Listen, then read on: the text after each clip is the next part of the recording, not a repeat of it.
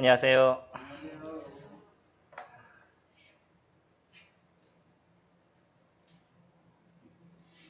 잘 주무셨어요? 네. 피곤하시죠? 또 하루 지나서 또 2시간 메시지 듣는 게 쉬운 것은 아니시죠?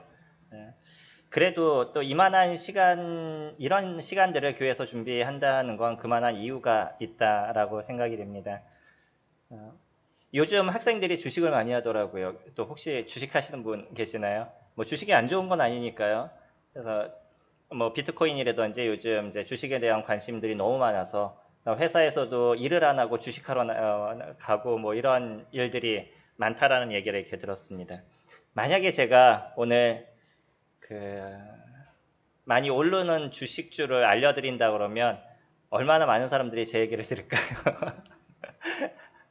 저는 사실 주식을 전혀 모르기 때문에 그런 건 제가 드릴 수 있지 않지만 그러나 더 중요한 것, 우리 영혼에 대한 문제를 말씀을 드리려고 합니다. 코로나의 문제도요. 사람들이 힘들어하는 이유가 끝을 모르기 때문에 지금 힘들어하는 거예요. 그래도 한 4년 뒤에 끝납니다 라고 얘기하면 나름대로 계획을 잡고 4년이라는 기간 동안에 그럼 내가 어떻게 해서 잘 버텨야지 라는 생각을 사람들이 이렇게 갖게 되죠. 왜 크리스찬들이 주님께서 주신 행복을 누리는 인생을 살아가고 똑같은 지금과 같은 사회를 살아감에도 불구하고 우리에게 평안이 있는 인생을 우리가 살아가냐면 우리는 이 세상의 마지막을 저희들이 알고 있기 때문이에요. 그리고 그 끝의 문제가 어떻게 일어날지를 저희들이 정확하게 알고 그 마지막을 준비할 수 있는 그 마음을 저희가 갖고 있기 때문입니다. 마지막의 문제를 안다 할지라도 그 마지막을 우리가 준비하지 못했다면 너무나 불안하고 힘든 가운데 우리가 인생을 살아갈 거예요.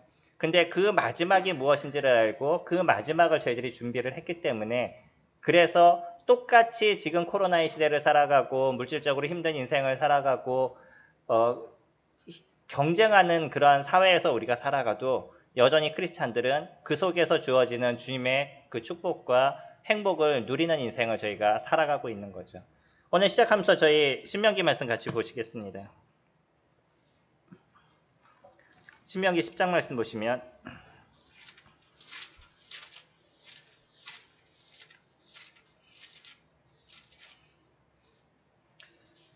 구약 278페이지입니다. 구약 278페이지 신명기 10장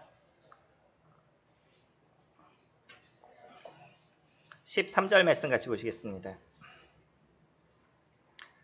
내가 오늘 내 행복을 위하여 내게 명하는 여호와의 명령과 규례를 지킬 것이 아니냐. 모세는 지금 이스라엘 백성들에게 그런 표현을 써요. 너희들이 행복하기를 원하느냐? 그러면 너희가 지금 행할 것이 있다. 그게 무엇이냐면 여호와의 명령과 규례를 지키는 것이라고 이야기를 해요. 이스라엘 백성들에게서는 이것이 행복이었었습니다. 동일하게 지금 저희들에게도요. 모든 인류에게 주어진 행복이 무엇이냐면 하나님의 말씀을 아는 것이에요. 그리고 그것을 따르는 것입니다. 사람은요. 지정의가 있다라고 얘기를 하죠. 이게 인격적이다라고 우리가 보통 표현하고 전인격 교육 뭐 이런 얘기 많이 들어보셨죠? 거기에 지정의가 같이 들어가는 거예요. 지식이 있고요. 감정이 있고 의지가 있는 것. 이것이 사람입니다. 그래서 사람은 이 세 가지가 같이 움직이게 되어져 있어요.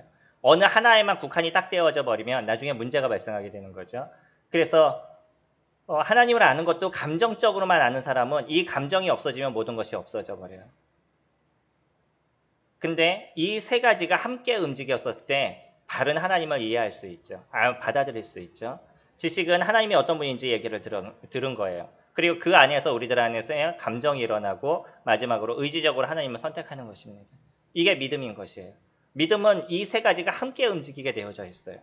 그래서 하나님의 어떠하심을 알고 내가 하나님께 나아가고자 하는 그런 마음의 의지, 그 의지가 나에게 있었을 때 구원의 역사가 이루어져 가는 거예요. 어느 순간 내가 그냥 깨달아서 어느 순간 이 문제가 해결되겠지라고 생각하는 건 오산입니다. 내가 어릴 때부터 교회를 다녀서 이제 예수 그리스도께서 내 죄를 위해서 돌아가신 건 내가 다 알고 시간이 지나면 구원을 받겠지.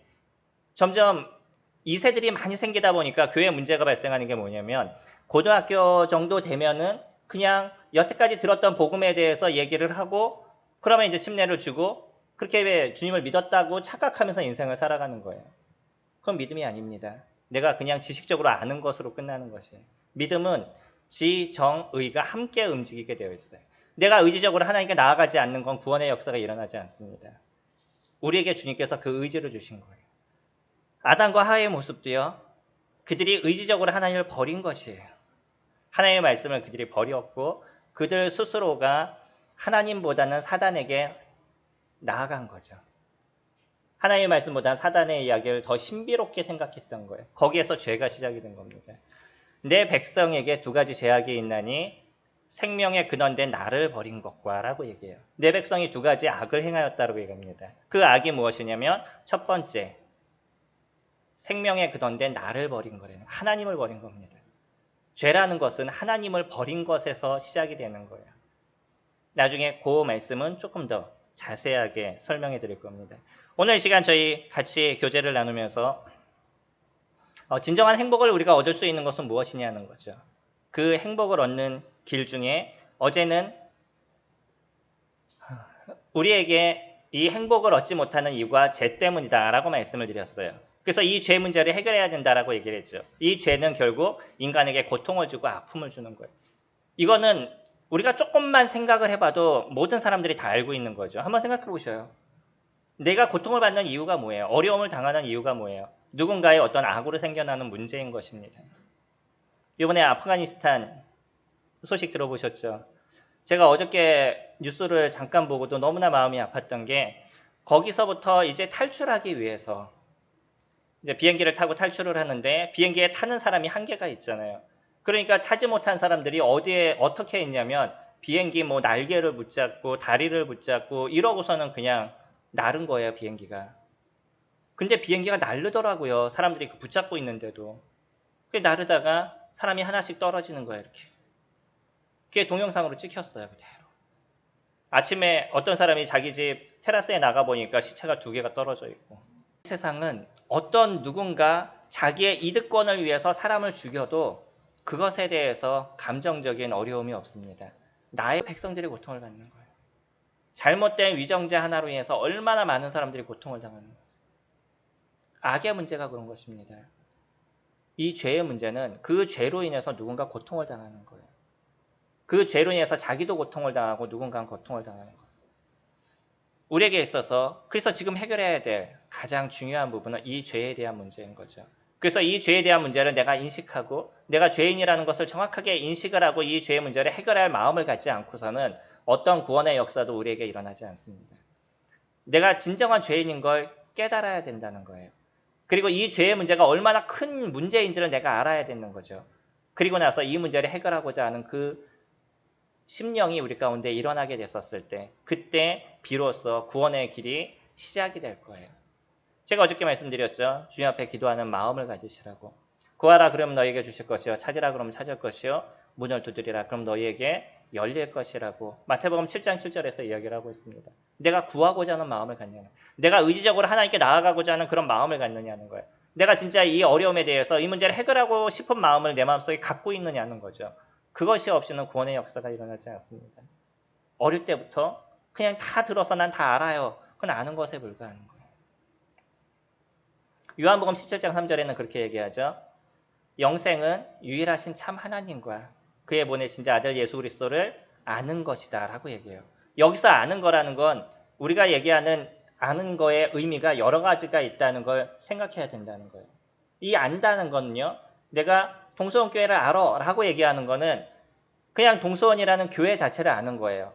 근데 제가 동서원을 경험해서 아는 거하고는 또 다른 얘기인 겁니다. 제가 문재인 대통령을 알아요. 그러나 문재인 대통령은 저를 모르죠.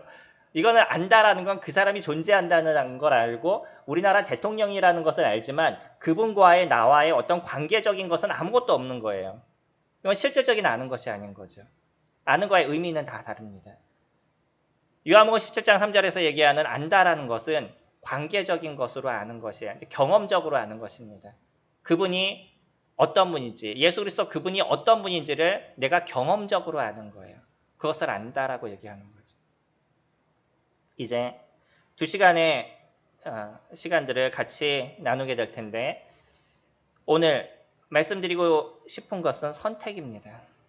의지적으로 우리가 그분을 선택하고자 하는 마음을 갖고 있냐는 거예요. 사실은 인생을 살아갈 때는 우리는 끊임없는 선택을 이뤄가죠. 오늘 이 교회 나올 때 선택해서 나오셨어요? 부모님의 강요로 나오셨어요? 어떠셔요? 강요로 나온 사람이 분명히 있을 거예요. 그렇죠? 그래서 억지로 나와 있으면 아마 그분에게서는 오늘 이 시간 아무것도 이루어지지 않을 겁니다. 최소 지금 이 순간에 내가 부모에 의해서 억지로 나왔다 할지라도 최소 지금 이 순간에 내가 듣고자 하는 선택을 하지 아니하시면 아무것도 일어나지 않는다는 거예요. 어느 순간 자연스럽게 일어날 거라고 생각하면 이건 오산인 거예요. 우리 인생은 끊임없는 선택의 길입니다. 내가 밥을 먹을 것인가 먹지 않을 것인가 선택해요, 선택하지 않아요? 밥 먹을 때 선택해서 먹으셔요, 선택 안 하고 그냥 자연스럽게 밥을 드셔요? 어때요? 선택하는 거죠. 그렇죠? 내가 밥을 먹는 것도 선택입니다. 선택하지 않으면 밥을 먹지 않아요. 내가 잠을 자는 것도 물론 육체적으로 뭐 그냥 잠에 빠져들어가는 것도 있지만 자려고 선택하는 거죠. 우리들의 인생은 모든 게 선택이에요. 회사를 나갈 것인가 나가지 말 것인가 이거 다 선택인 거죠. 이제 나중에 회사를 지금 이제 형제님들 아니면 자매님들 아침에 일어나서 회사 가실 때 아우 진짜 너무 오늘 회사를 가고 싶어서 가셔요? 억지로 가셔요?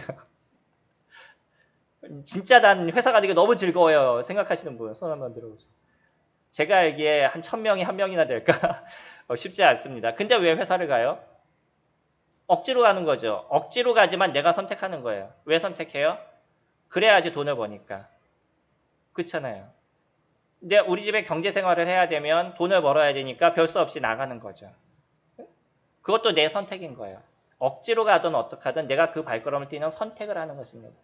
우리들의 인생은 끊임없는 이 선택의 길인 거예요. 그 선택의 길에서 내가 어떤 것을 선택하느냐에 따라서 인생의 모습이 달라져 가는 거죠. 오늘 시간에 내가 무엇을 선택하느냐 그에 따라 달라져 가는 거예요. 그렇기 때문에 이 두 가지의 선택의 길에서 바른 것을 날마다 선택해 나갈 수 있는 모습을 가져가게 될 때 그때 비로소 하나님 주시는 은혜와 하나님 주시는 축복이 무엇인지를 아는 인생을 살아가는 거죠. 아까 보셨던 신명기 10장 13절 말씀도 그들에게 뭐라고 얘기하고 있냐면 명령과 규례를 지킬 것이 아니냐라고 얘기해요. 그들에게 행복을 주는 하나님의 말씀. 그것을 너희들이 지킬 것이 아니냐라고 얘기하죠. 이 지키는 것은 그들의 선택이에요. 억압이에요. 그들의 선택입니다. 이스라엘 백성들이 선택하는 거예요. 하나님의 말씀을 지킬 것이냐, 그 규례를 따를 것이냐, 안 따를 것이냐, 그것은 그들이 선택하는 거예요. 근데 이스라엘 백성들이 그것을 선택했으면 하나님 주시는 그 행복을 그들이 얻는 인생을 살아가지만 그 말씀을 선택하지 않았을 때 그들에게 있었던 재앙의 모습들이 나타나게 되는 거예요. 오늘 어저께 말씀드렸던 내용 기억하시나요? 내 생각을 내가 하노니 재앙이 아니라 평안이다. 장래 너희들에게 소망을 주려 합니다. 라고 얘기를 하시죠. 예레미야 말씀 중에 예레미야 29장 말씀이죠.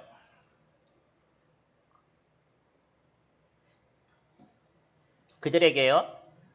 평안을 주기 원한 것이 하나님께서 하시는 일들인 거예요. 재앙이 아닙니다. 평안을 주시기 원한 것. 이것이 하나님께서 우리에게 주기를 원하시는 거예요. 학교를 다니는 학생들은 그 학교를 다니는 작은 어떤 공동체지만 그 안에서도 여러 가지 어려움의 문제와 아픔의 문제가 산재해 있을 거예요.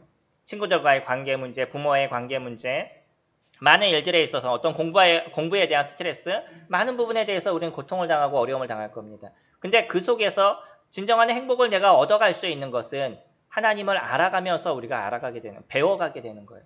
하나님을 내가 알아가게 됐었을 때 하나님 나에게 주시는 축복과 하나님 나에게 주시는 행복이 무엇인지를 얻어가는 인생을 살아가는 거죠.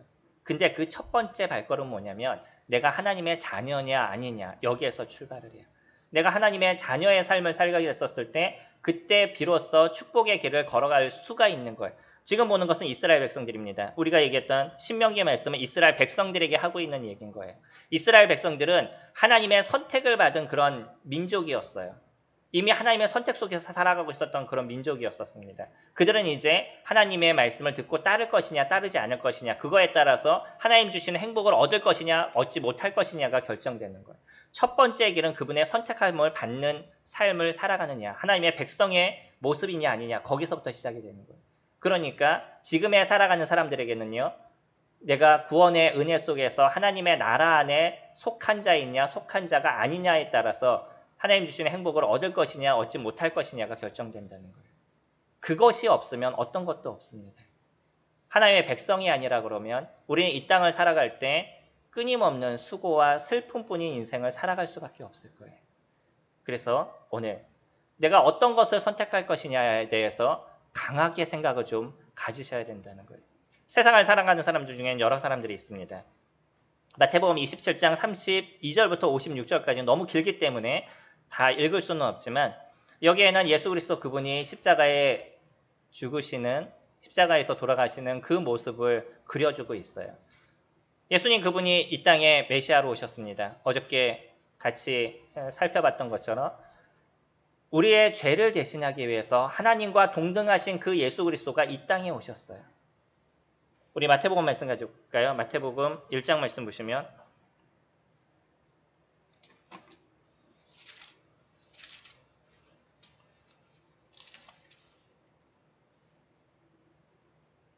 (1장 23절에) 신약 1페이지입니다.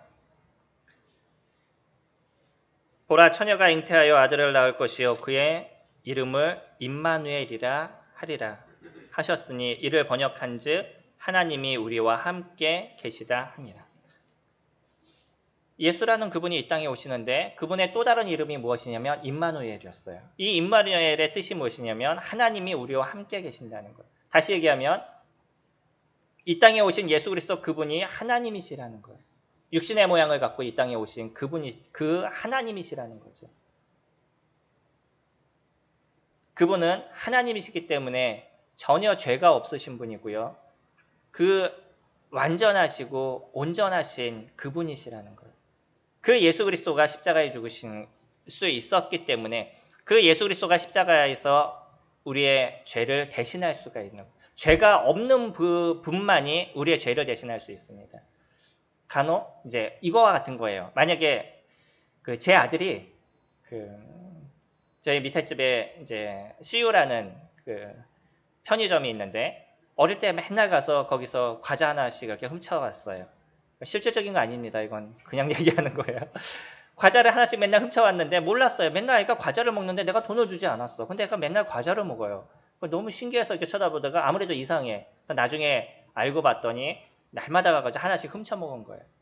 그게 30일 정도면 금액이 얼마 정도 되겠어요? 뭐 한 3만 원 정도 됐다라고 얘기를 하면 그래서 너무 마음이 불안한 거죠. 그래서 안 되겠어 가지고 아이한테 혼내도 보고 타일러도 보는데 애가 이거 잘 해결이 되지 않아요. 근데 만약에 이러다가 애가 잡히면 어떻게 되겠어요? 감옥에 가지겠죠? 예, 그게 이제 안타까워서 이제 슈퍼 CU 사장님하고 이제 얘기를 했습니다. 죄송합니다. 사실은 제 아들이 계속적으로 이렇게 훔쳐먹었습니다. 제가 거기에 대한 돈을 변상하겠습니다. 그래서 3만 원을 드렸어요. 그러면 우리 아들이 잡혀도 그걸 나중에 알아도 감옥에 가겠어요? 안 가겠어요? 지불이 됐잖아요. 그 돈에 대한 것이 지불이 됐으니까 문제가 없는 거잖아요. 근데 제가 다 해결하겠습니다 라고 얘기했는데 저한테 돈이 없어요. 그럼 죄송하다고 제가 얘기한다고 이것이 해결이 되겠어요? 물론 뭐 CU 사장님의 마음이 좋아서 괜찮아요 뭐 이러면 상관이 없겠지만 이건 해결이 되지 않는 거예요. 내가 아무리 하고 싶어도 나에게 있어서 돈이 없으면 그 문제는 해결이 되지 않는 겁니다. 우리들의 죄요? 만약에 우리들의 이 죄에 대한 문제를 누군가 해결해주고 싶어도 그거를 해결할 수 있는 능력이 되지 않으면 우리들의 죄의 문제는 해결되지 않는다는 거예요. 오직 누구만이 가능하냐면 죄가 없으신 그분만이 죄의 문제를 해결할 수 있는 거예요. 죄 없는 그분만이 그의 죽음을 통해서 다른 사람의 죄의 문제를 해결할 수 있는 거예요. 죽음을 통해서 죄에 대한 대가를 지불하시는 거죠. 그래서 누구만이 가능하셨냐면 하나님만이 가능하셨다는 거예요. 그 하나님의 아들이신 예수 그리스도 그분이 이 땅에 오셔서 우리들의 죄를 담당하시기 위해서 이 일을 이뤄 가신 거죠. 그리고 나서 지금 오늘 보시는 마태복음 27장의 십자가에서 그 마지막 자신의 죽음을 이뤄가고 있는 모습을 지금 그려주고 있어요. 여기에는 많은 사람들이 등장을 하고 있습니다. 그 많은 사람들을 두 종류로 구분을 하면 어떤 사람이 있냐면 현실에 충실한 사람들이에요. 그냥 그때 상황과 그때 모습에 충실하게 그냥 인생을 살아가고 있는 그런 사람들의 모습입니다. 35절 보시면요. 마태복음 27장 35절 보시면 그들이 예수를 십자가에 못 박은 후에 그의 옷을 제비 뽑아 나누고 거기에 앉아 지키더라. 누구였죠? 군인들이었죠. 여기에 군인들이 있었습니다. 군인들이 예수 그리스도를 십자가에 못 박고요. 그리고 그 밑에 앉아서 무엇을 하고 있어요? 옷을 제비 뽑아 나누고 거기에 앉아 지키더라. 보세요. 한 사람을 죽게 하기 위해서 십자가에 못 박았어요. 그러면 이 사람은 지금 거기에 달려서 죽어가고 있는데 그 사람의 옷을 네가 가질 것이냐 내가 가질 것이냐, 이 옷을 왜 가져가겠어요? 전리품이죠. 오늘 내가 이걸 했는데 어떤 사람이 죽었다. 내가 그 사람의 옷을 갖고 있는 전리품으로 갖고 있는 거예요. 그것에 대해서 서로 제비 뽑고 있는 거예요. 이게 인간의 모습들입니다. 한 사람은 죽어가고 있는데 그 죽어가는 걸 보면서 기뻐하고 즐거워하면서 그 사람의 옷을 서로 나누고 있는 거예요. 이게 로마 군인들이 지금 하고 있었던, 그때 당시 군인들이 하고 있었던 모습인 거예요.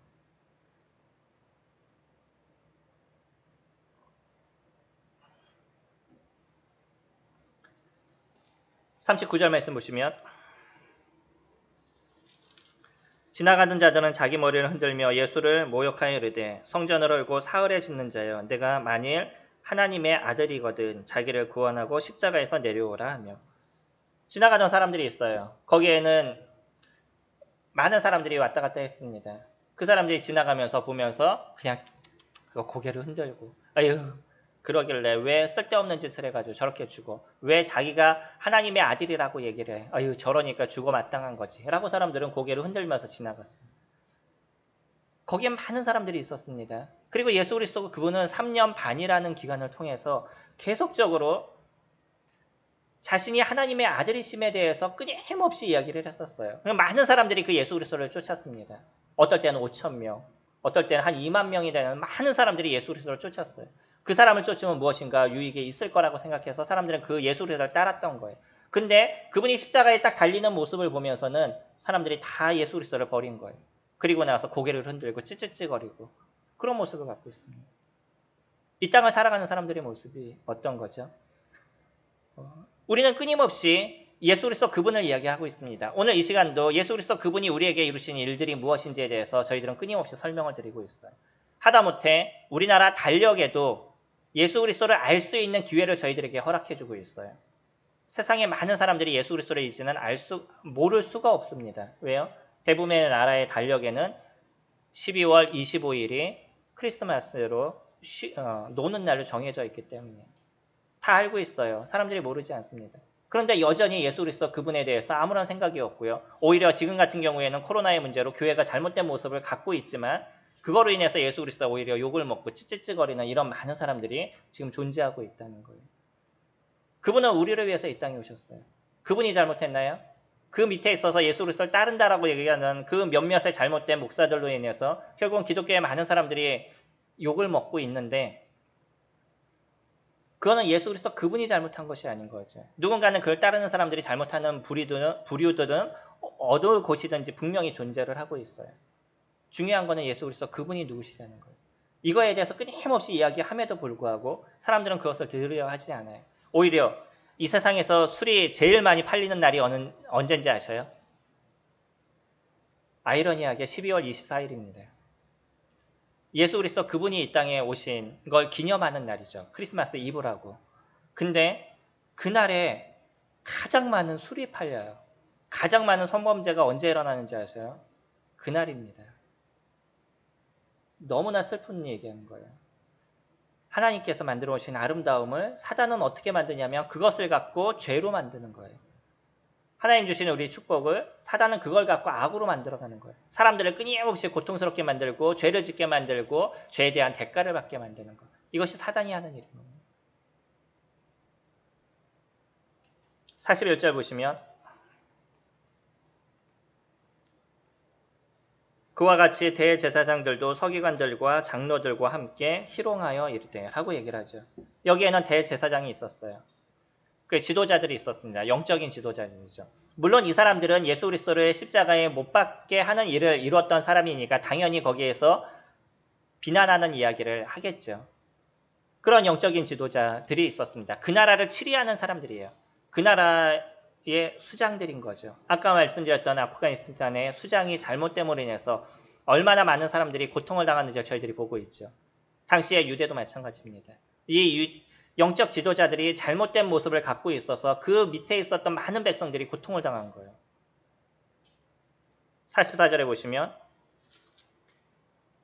함께 십자가에 못 박힌 강도들도 이와 같이 욕하더라. 거기에는 양쪽으로 2명의 강도가 있었습니다. 물론 나중에 한 강도는 변하는 모습을 우리가 볼 수 있지만 그 강도들도요. 자기네들은 잘못해서 사형 선고를 받은 거예요. 그리고 가운데 예수님이 계시고 양쪽으로 강도들이 둘이 있었습니다. 자기네들도 잘못해서 십자가에 매달려 있으면서 가운데 있는 그 예수님을 욕해요. 너무 웃긴 거 아니에요? 자기도 잘못했는데 딴 사람을 욕하고 있어요. 나는 별로 죽을 만한 모습이 되지 않았는데 넌 당연히 죽어야 되는 거야. 뭐 이런 얘기를 하고 있는 거죠. 얼마나 웃겨요? 자신은 끊임없는 죄를 짓는 사람이면서 죄 짓는 사람들을 욕하고 있는 거죠. 이 세상에 많은 사람들이 그렇습니다.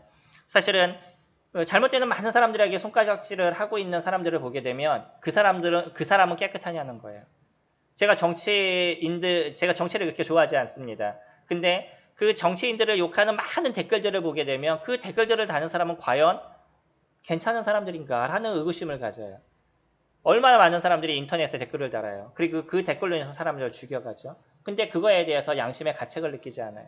자기 스스로는 거기에서 깨끗한 것처럼 얘기하지만 과연 그 사람들은 깨끗할까요? 그러지 않습니다. 강도와 같은 모습인 거예요. 이 세상에 있는 많은 사람들을 빗대어서 보여주고 있는 그런 무리들입니다. 이 현실에서 그들은 그 인생을 잘 살아가는 것처럼 얘기를 하고 있는 거예요. 내가 지금 세상을 살아갈 때 이 정도 비난 안 하고 이 정도 내가 어떤 좋은 유익이 될 만한 무리 속에 내가 속하고 그러면서 그러지 않는 사람들을 힘들게 만들고 어렵게 만들어도 난 그냥 내가 혼자 잘 살아가면 상관없어 라고 생각하는 이 세상에 많은 사람들을 대표해줘서 보여주고 있는 사람들인 거예요. 현실에 충실한 사람들입니다. 나의 모습은 어떨까요? 지금 나의 모습은?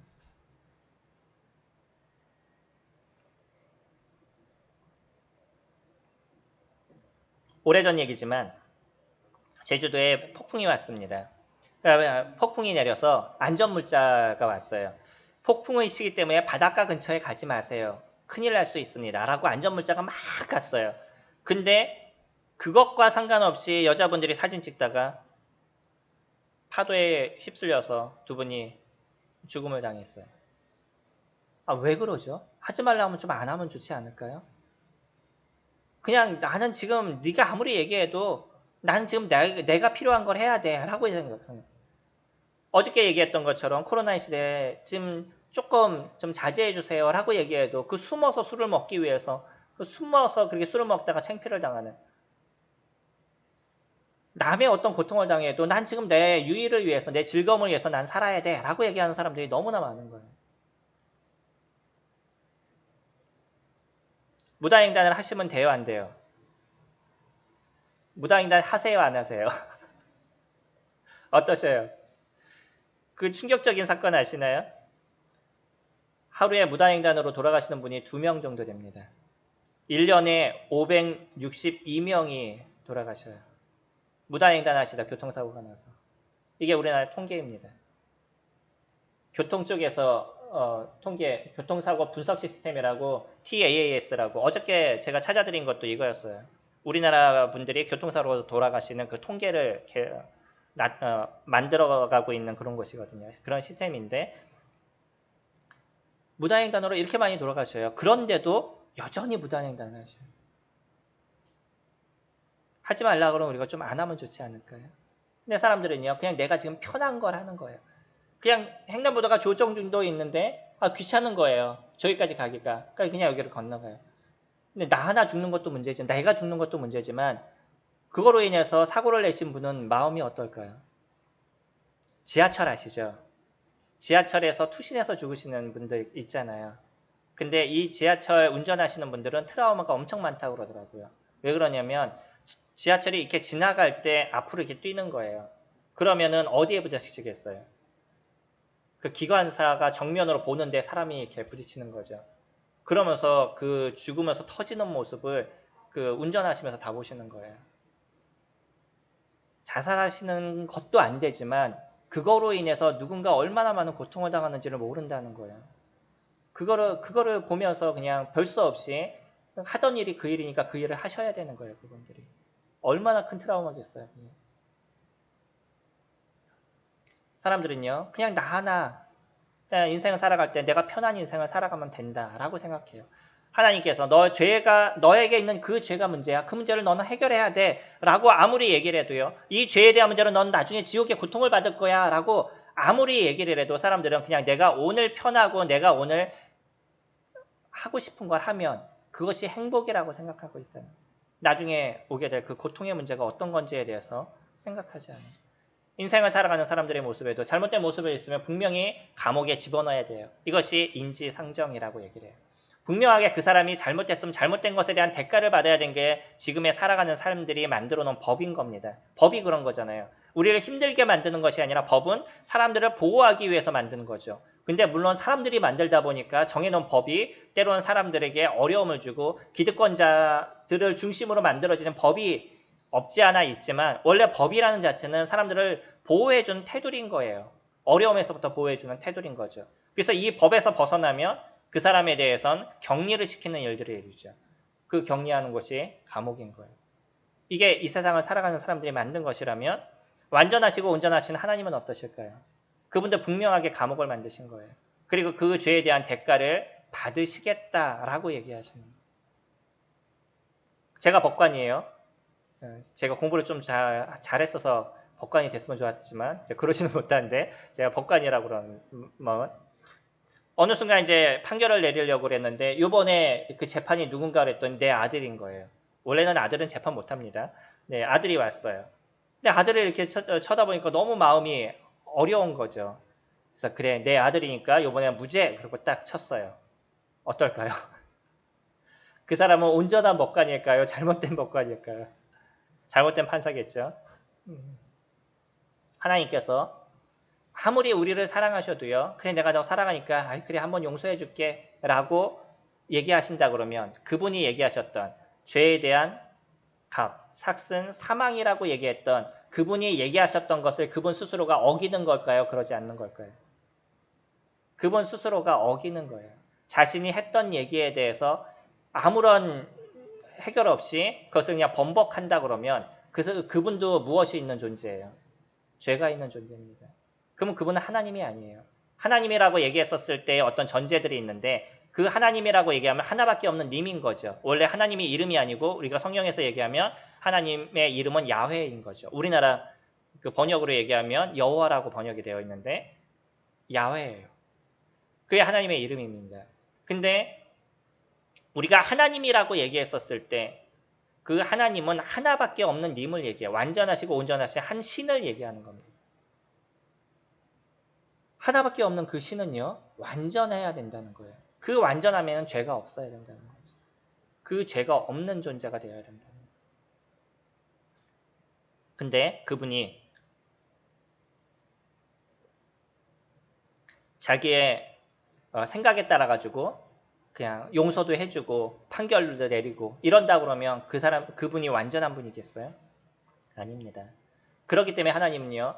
그분이 얘기하셨던 죄에 대한 대가는 분명히 사망이라고 얘기하셨던 그 죄에 대한 대가를 지불 받으셔야만 되는 거예요. 그래서 아무리 인간을 사랑하신다 할지라도 그들이 갖고 있는 이 죄의 문제를 해결하지 않으면 지옥이라는 형벌에 보낼 수밖에 없는 것이 하나님의 마음이에요. 그렇기 때문에 이 문제를 예수 그리스도를 통해서 해결하기를 원하셨다는 거예요. 나의 하나밖에 없는 그 아들을 자신이 만든 그 인간들을 위해서 죽음 가운데 내모신 거예요. 그 사건을 지금 저희가 마태복음 27장을 통해서 보고 있습니다. 사실은요. 제가 하나님의 입장이라 그러면 인간들 싹 없애버리고 다른 인간을 만들겠어요. 어떻게 했어요? 만약에 여러분들이 하나님이셔요. 하나님인데 내가 만든 그 인간들이 자기를 배반했어요. 그리고 자기를 대적했어. 그 죄가 생겼어요. 근데 이 죄에 대한 문제로 인간들과 이제 더 이상 같이 할 수 없어요. 그러면 그 인간들을 해결하기 위해서 자신의 아들을 보내서 그 죄에 대한 문제를 해결하겠어요? 아니면 싹 없애버리고 다른 인간들을 만들겠어요? 이런 생각 해보셨어요?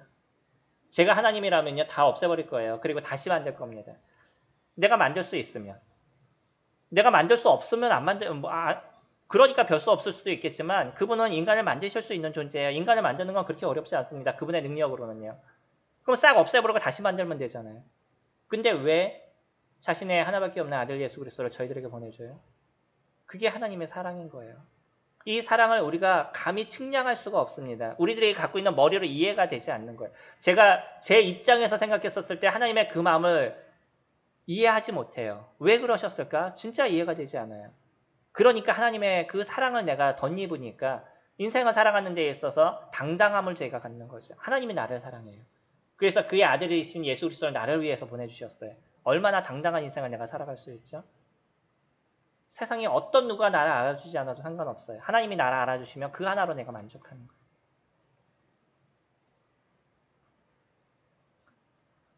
두 번째는요. 하나님의 사랑을 거기서 알고 있었던 부류들이 있습니다. 제 시간상 여기 보시면 마태복음 27장 29절에는요. 가시관을 엮어 그의 머리에 씌우고 갈대를 그 오른손에 들리고 당시 예수님이 십자가에 돌아가실 때 그 머리에 가시관을 씌워놨어요.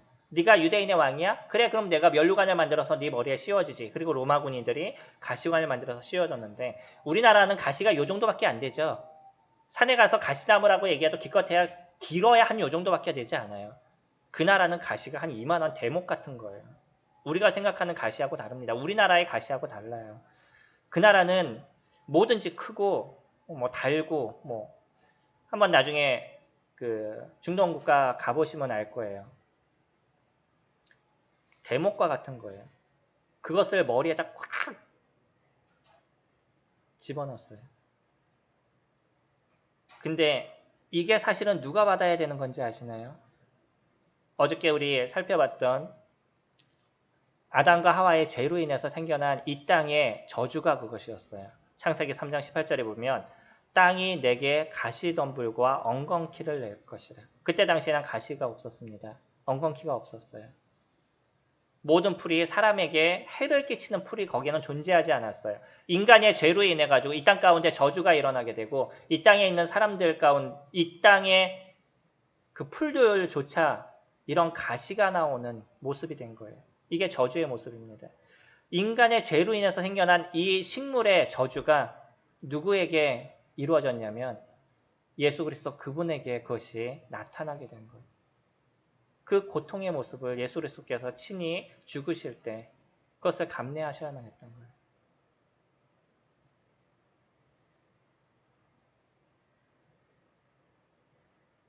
그들의 죄패에는 이렇게 적혀 있습니다.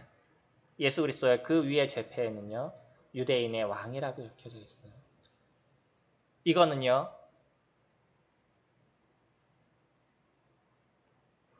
빌라도가 적은 것이지만 그러나 하나님께서 모든 사람들에게 알게 하신 거예요. 지금 이 십자가에 죽는 이분이 너희들의 진정한 왕이다라고 얘기하는 거예요. 모든 세상의 왕임을 너희들이 알아야 된다라고 얘기합니다. 그럼 이 십자가에서 완전한 죽음을 이루시게 됐었을 때 성소 휘장이 위에서부터 아래까지 찢어졌어요. 이에 성소 휘장이 위로부터 아래까지 찢어져 둘이 되고 땅이 진동하며 바위가 터지고 그리고 흑암이 시작이 됐습니다. 이스라엘 사람들은요. 진짜 고통스러우면 어떤 일을 이루냐면 자기의 옷을 찢어요. 옷을 찢으면서 자기 마음에 있는 그 고통을 갖다 표현합니다. 하나님도요. 성소 휘장을 찢으면서 하나님의 마음을 표현하신 것은 아닌가라는 생각을 가져요. 이 휘장이 위에서부터 아래까지 찢어져서 성소와 지성소까지 사람들이 이제 다닐 수 있는 모든 사람들이 구원의 은혜를 입을 수 있는 길이 열리게 됐는데 그때 당시 이 휘장은요. 우리가 생각하는 것처럼 손을 찢을 수 있는 그런 휘장이 아니에요. 웬만해서 찢어지지 않는 그 휘장입니다. 그게 위에서부터 아래까지 찢어졌어요. 여기에서 하나님의 마음을 우리가 느낄 수 있는 아들을 죽음 가운데 내몰 때 그 마음의 고통과 아픔이 얼마나 크셨냐는 거예요. 아버지 하나님의 마음이. 근데도 그것을 이루셨어요. 그 고통을 그냥 그대로 받으시면서 하지만 그 마음의 그 아픔은 하나님의 마음의 그 아픔은 그대로 드러나는 것을 저희들이 보죠.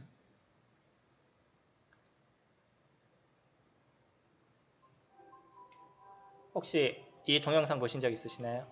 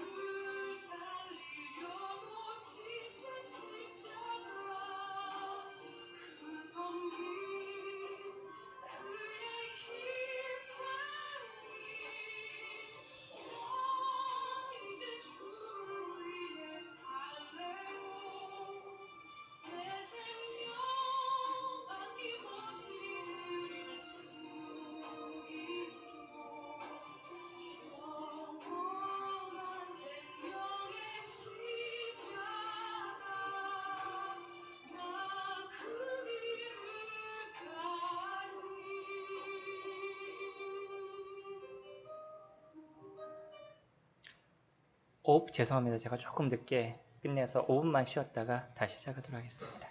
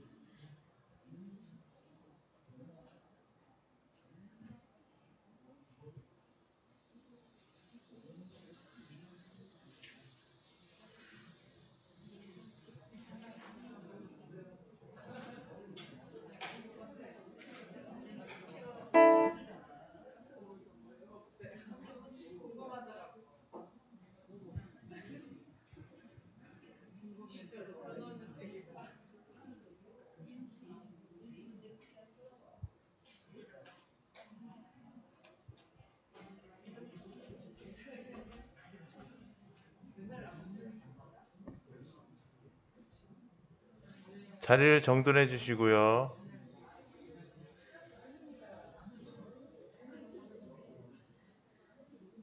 찬양팀에서 넷째 시간 전에 특송이 있겠습니다. 자리를 정돈해 주시기 바랍니다.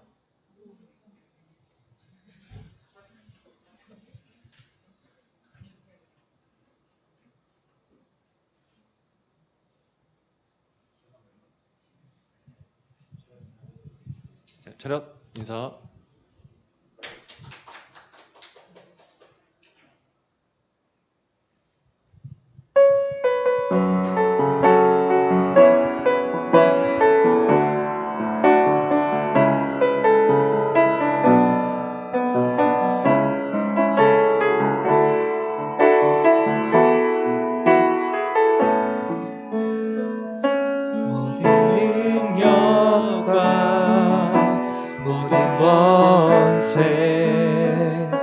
모든 것 위에 뛰어나신 주님, 세상이 측량할 수 없는 지혜로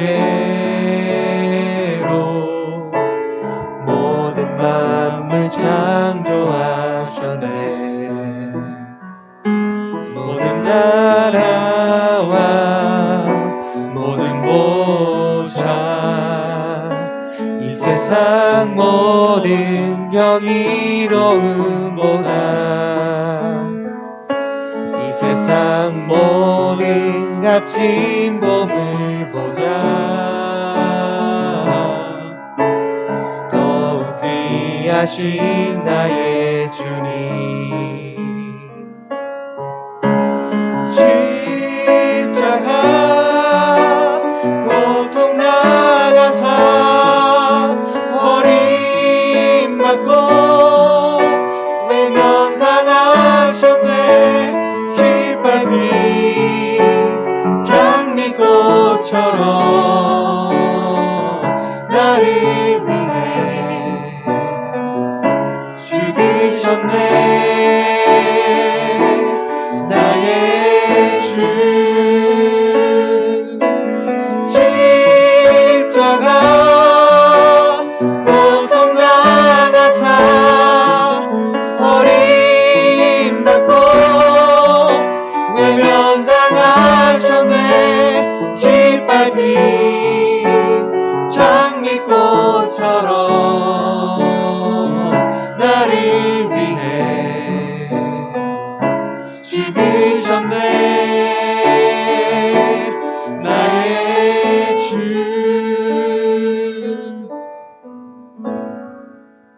저력 인사.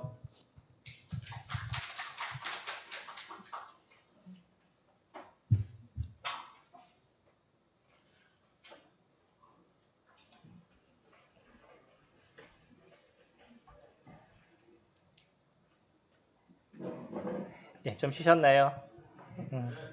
혹시 조금 피곤하신 분 계시면 어깨도 좀 펴시고요. 그 스트레칭도 좀 하시기 바랍니다. 이제 1시간 남았어요. 그렇죠?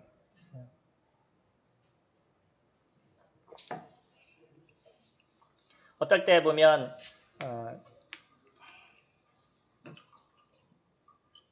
다른 분들이 이제 그 4시간 제가 하루 풀로 얘기하고 이럴 때도 있거든요. 힘들지 않으세요? 그러는데 사실은 4시간 듣는 것보다 말하는 게 편하더라고요. 앉아 계시는 게 얼마나 힘든지 제가 압니다. 다만 진짜 중요한 거는 오늘 이 시간 결정하셔야 된다는 거예요. 내가 선택하셔야 됩니다. 아까 보셨죠?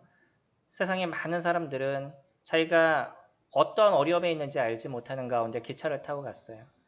근데 그 아빠는 자기 아들을 죽이면서까지 그 기차에 있는 사람들을 살렸습니다. 만약에 아들을 위해서 그분이 그 다리를 내리지 않았으면 그 기차에 있는 모든 사람들은 죽음을 당했던 거죠. 만약에 하나님께서 예수 그리스도를 저희들에게 보내주시지 않으셨다 그러면 이 땅에 있는 모든 사람들은 지옥의 형벌을 받아야 됩니다. 단 한 사람도 빼놓을 수 없어요. 아무리 인생을 깨끗이 살고 잘 살았다 해도 그 안에 있는 죄의 문제를 해결하지 않았기 때문에 그 사람 모든 사람들이 지옥의 형벌을 받아야만 했던 거예요. 그 사람들을 구원하시기 위해서 아버지 하나님께서 그의 아들 예수 그리스도를 저희들에게 보내주셨습니다. 이 하나님의 사랑을 안 사람들이 있었어요. 이 사랑을 안 사람들의 모습을 저희가 찾아보면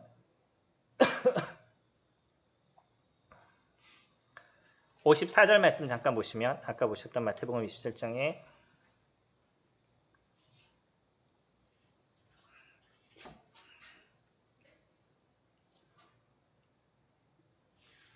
백군장과 및 함께 예수를 지키던 자들이 지진과 그 일어난 일을 보고 심히 두려워하여 이르되 이는 진실로 하나님의 아들이었도다 하더라. 그전에는 몰랐습니다. 근데 그분의 죽으심을 통해서 일어난 많은 사건들을 보면서 이 백부장이 깨달았어요. 아, 이분이 진짜 하나님의 아들이었구나 라고 정확하게 깨닫게 된 거죠. 55장과 그 55절에서 그 밑에 56절에 보시면 예수께서 예수를 섬기며 갈릴리에서부터 따라온 많은 여자가 거기에 있어 멀리서 바라보고 있으니 여기는 여러 여자들이 같이 쫓아왔습니다. 이분들은요, 예수 그리스도 그분이 하나님의 아들이심에 대해서 정확하게 알고 있었던 사람들이에요. 또 요한복음에는 요한이라는 사람이 등장을 하고요. 또 누가복음에는 아까 보았던 강도 2명 중에 한 사람이 예수 그분이 하나님의 아들이심에 대해서 정확하게 깨닫게 되고, 만약에 당신이 오늘 저를 좀 기억해달라고 얘기를 하죠. 그때 예수님이 뭐라고 얘기하냐면 네가 오늘 나와 함께 낙원에 있을 거다라는 표현을 써요. 그 순간에도요. 예수님이 십자가에 돌아가시는 그 순간에도 몇몇의 사람들은 그 예수 그리스도가 하나님의 아들이심에 대해서 정확하게 깨닫게 됐었어요. 그들에게 있어서는 하나님의 나라를 갈 수 있는 하나님의 백성이 되는 은혜를 그 순간 얻었습니다.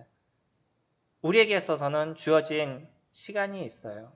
근데 그 시간이 오늘의 시간이 될 수도 있습니다. 우리에게 얼마나 많은 시간들이 주어질지는 알지 못해요. 내가 예전에 어떻게 살았던지 그것은 중요하지 않습니다. 지금 이 순간 예수 그리스도 그분이 하나님의 아들이심을 내가 인정하고 그분을 믿을 수 있는 믿음을 가질 거냐. 내가 예수 그리스도를 그분을 선택할 수 있는 마음을 내가 가질 것이냐 안 가질 것이냐. 그것이 우리에게 있어서 더 중요한 부분이 될 것입니다. 우리가 마태복음을 보면요. 숨겨져 있는 많은 부분들이 있어요. 그 중에 한 가지가 어떤 거냐면 예수님이 십자가에서 돌아가실 때 그분이 어떤 분인지에 대해서 많은 사람들의 입술을 통해서 증거를 해주고 있어요. 37절 보시면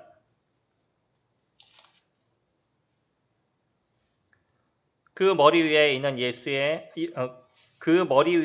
유대인의 왕 예수라 쓴 죄패를 붙였더라. 마태는요.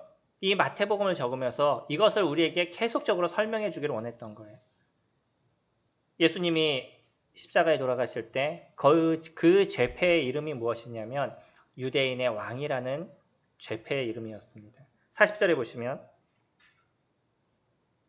이르되 성전을 얼고 사흘에 짓는 자여 내가 만일 하나님의 아들이거든. 그 지나가는 사람들이 얘기하죠. 그들의 입술로도 얘기합니다. 네가 만약에 하나님의 아들이거든 이라고 얘기를 하죠. 그래서 마태는 이러한 하나하나를 다 끄집어내면서 그분이 하나님의 아들인 것에 대해서 증명을 해주고 있는 거죠. 42절에 그가 남은 구원하였으되 자기는 구원할 수 없도다. 그가 이스라엘의 왕이로다. 지금 십자가에서 내려올지어다. 그리하면 우리가 믿겠노라. 네가 만약에 이스라엘의 왕이면 그 십자가에서 한번 내려와봐. 네가 하나님의 아들이면 네가 십자가에서 한번 내려와봐. 내가 믿을게 라고 당시에 그 유대 지도자들이 얘기를 했었어요. 근데 예수님이 만약에 그 십자가에서 내려왔으면 어떤 일이 일어났을까요? 세상에 어떤 누구도 구원의 역사가 일어나지 않았습니다. 그분은 그곳에서 죽음을 끝까지 선택하신 거예요. 예수 그리스도 그분도 그것을 선택하신 겁니다. 그 죽음을 선택하신 거예요. 왜요? 그 죽음이 있지 않고는 우리들의 죄에 대한 문제가 그것에서 해결되지 않기 때문인 거예요. 이것이 하나님의 사랑이고 예수 그리스도 그분의 사랑입니다. 43절에 그가 하나님을 신뢰하니 하나님이 원하시면 이제 그를 구원하실지라 그의 말이 나는 하나님의 아들이라 하였도다. 또 증명해주고 있죠. 54절에 백부장과 및 함께 예수를 지키던 자들이 지진과 그 일어난 일들을 보고 심히 두려워하여 이르되 이는 진실로 하나님의 아들이었도다. 여러 사람의 입술을 통해서 부정적으로 얘기하는 것도 있고 긍정적으로 얘기하는 것도 있지만 이 많은 이야기를 통해서 예수 그리스도 그분이 하나님의 아들이시라는 것, 우리의 모든 사람들의 왕이시라는 것을 계속적으로 증명해주고 있다는 거예요. 우리가 그것을 인정할 수 있냐는 거죠. 여기 계신 분이 진정 이해하셔야 되는 건 예수 그리스도 그분이 나의 왕이심을 인정하실 수 있냐는 거예요. 여기 있는 많은 사람들 중에 어떤 사람들은 그것을 인정하지 않았습니다. 그리고 예수님을 조소하는 사람들이 있었어요. 그러나 어떤 부류들은 그분은 예수 그리스도, 그분이 어떤 분인지에 대해서 정확하게 인정하고 그것을 받아들이는 사람들이 있었어요. 그분들은 하나님의 자녀다라고 얘기하고 그분은 하나님의 백성이다라고 얘기를 합니다. 지금 여기 계신 분들은 어떤 상황 속에 있으시나요? 내가 하나님의 자녀이신가요? 하나님의 백성이신가요? 예수 그리스도 그분이 나의 왕이신가요? 만약에 여러분에게 이것이 이루어지지 않았다 그러면 우리는 지옥의 형벌을 피할 수가 없습니다. 친히 나무에 달려 그 몸으로 우리 죄를 담당하셨으니 이는 우리로 죄에 대하여 죽고 의에 대하여 살게 하려 하심이라. 그분이 십자가의 죽으심으로 끝나지 않으셨습니다. 그분은 죽음 가운데서 다시 부활하셨어요. 그 죽음을 통해서 우리 죄에 대한 문제를 다 해결하셨다 그러면 그분이 다시 살아나심을 통해서 우리를 의로운 자로 이끌어 주시는 것, 인정해 주시는 겁니다. 우리의 의를 위해서 그분이 다시 살아나신 거예요. 그가 채찍에 맞음으로 너희는 나음을 얻었나니. 그분의 당한 고통과 그 아픔이 하나하나가 우리 죄에 대한 문제였음을 저희들이 알게 되는 거죠. 그래서 저희들에게 얘기하는 게 있습니다. 내가 만일 내 입으로 예수를 주로 시인하며 또 하나님께서 그를 죽은 자 가운데서 살리신 것을 내 마음에 믿으면 구원을 얻으리니 사람이 마음으로 믿어 의에 이르고 입으로 시인하여 사람이 마음으로 믿어 의에 이르고 입으로 시인하여 구원에 이른다라고 얘기하죠. 내 마음에 예수 그리스도를 믿으며 우리들의 입술을 통해서 그분을 고백하게 되어져 있다는 거예요. 예수님을 믿은 사람들의 특징이 있습니다. 어떤 상황이 돼도 예수 그리스도를 부인하지 않아요. 예전에 많은 사람들이 있었죠. 기독교가 핍박을 당했던 많은 시절이 있었었는데 그 시절 속에서도 예수 그리스도를 믿은 사람은 예수 그리스도를 부인하지 않았습니다. 그게 어린아이라 할지라도요. 그 어린아이가 죽음을 당하는 그 앞에서 예수님을 부인하지 않았어요. 너무나 놀라운 거죠. 그분이 나의 하나님이시기 때문에, 그분이 나의 주님이시기 때문에 내가 혹시 지금 죽음을 당해도 그분이 나를 영원한 나라로 이끄실 것을 내가 믿기 때문에 그분을 부인하지 않는 거예요. 죽음이 두렵지 않습니다.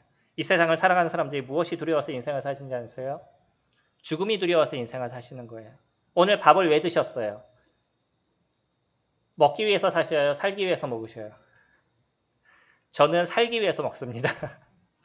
사람이 마른 이유가 있어요. 그나마 제가 이때가 가장 인생에서 제일 많이 찌고 있는 몸이에요. 예전 사진을 봤더니 제 보기가 민망할 정도로 많이 말라 있더라고요. 저는 먹기 위해서 살아요. 죄송합니다. 살기 위해서 먹어요. 그래서 어떤 분은 먹기 위해서 사시는 분들 계시겠죠. 먹는 이유가 뭐예요, 사실은? 죽지 않기 위해서 먹는 거 아니겠어요? 안 먹으면 죽으니까. 저 같은 경우는 그렇습니다. 만약에 안 먹어도 살 수 있다 그러면 전 안 먹어도 뭐 살 수 있을 것 같아요. 알약 하나만 먹고 산다 그러면 그것도 뭐 상관없을 것 같습니다. 죽는 거예요. 죽음이 두려워서 사는 거예요. 사람들에게 있어서 가장 큰 공포는 죽음인 것입니다. 왜냐하면 이 죽음을 통해서 그 다음에 어떻게 될지, 이 세상에서의 삶의 모든 게 끝난다라고 생각하고 그 다음의 생이 어떻게 될지에 대해서 우리들 스스로 모르기 때문인 거예요. 이게 죽음에 대한 공포인 겁니다. 많은 사람들이 죽음 이후의 삶이 없다라고 스스로 강력하게 믿기 때문에 자살을 선택하는 거예요. 잠시 지금의 고통에 대한 부분을 내가 지우면 모든 게 끝날 거라고 생각하는 거죠. 누가 장담하겠어요? 죽은 다음에 모든 것이 끝이라는 걸 누가 장담하겠어요? 아무도 가보지 않은 길입니다. 그 길에 대해서 성경이 우리를 증명해 주고 있는 거예요. 그 다음의 길에 무엇이 있다는 것에 대해서 하나님께서 저희들에게 증명해 주고 있는 거예요. 이것도 선택입니다. 난 여전히 죽으면 끝이야 라고 선택하신다 그러면 그렇게 인생을 사시면 되는 거예요. 만약에 지옥을 가시기 원하신다 그러면 지금 아무것도 안 하셔도 됩니다. 그냥 살아가시던 대로 살아가시면 돼요. 그러나 지옥이 있다라고 생각하시면 지금 무엇인가를 선택하셔야 된다는 거예요. 예수 그리스도 그분이 이루신 이 아름다움의 그 사랑의 길을 기억하시고 그분을 선택하는 마음을 가지셔야 된다. 그런 선택의 마음이 없이 우리는 누구도 하나님의 자녀가 되는 길을 갈 수가 없습니다. 내가 지금 생각한 대로 나의 삶을 그냥 살아갈 것인지 아니면 예수 그리스도를 믿을 것인지 그 선택을 이젠 하셔야 된다는 거예요.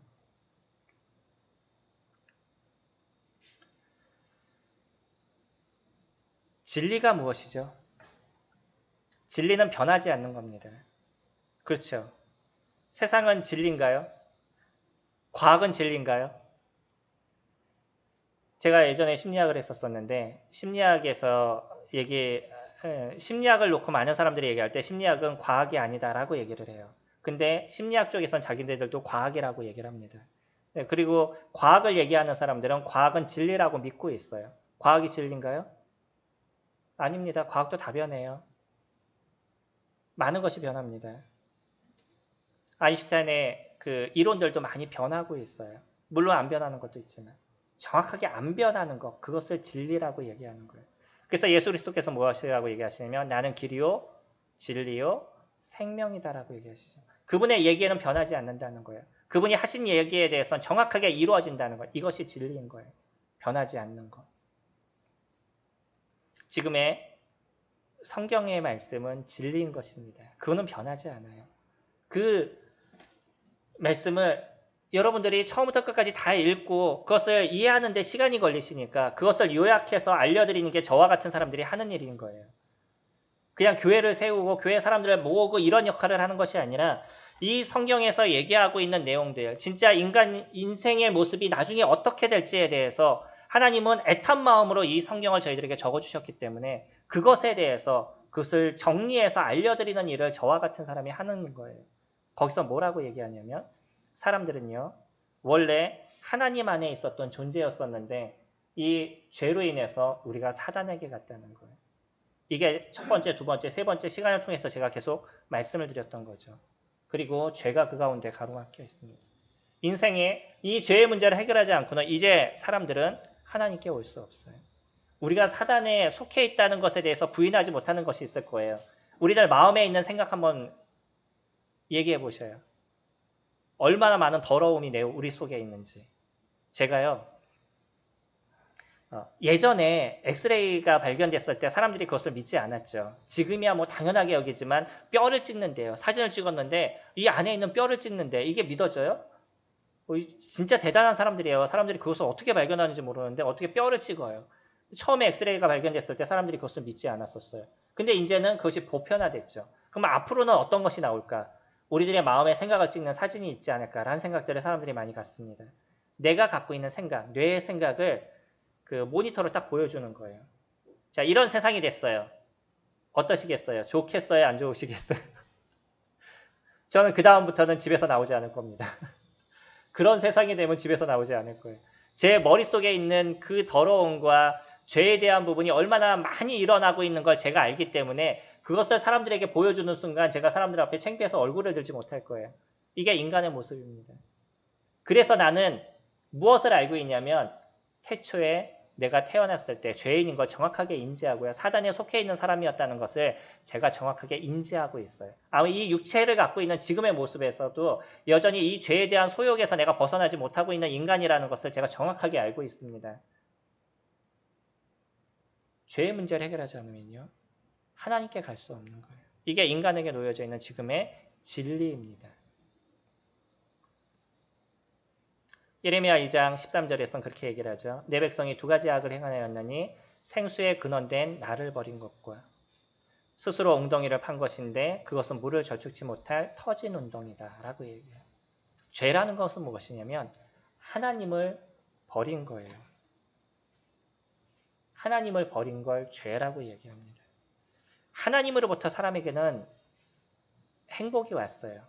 하나님으로부터 축복이 왔습니다. 그런데요, 하나님을 버리고 나니까 이제 이 행복을 하나님에서부터 받아야 되는데 하나님으로부터 받지 못하잖아요.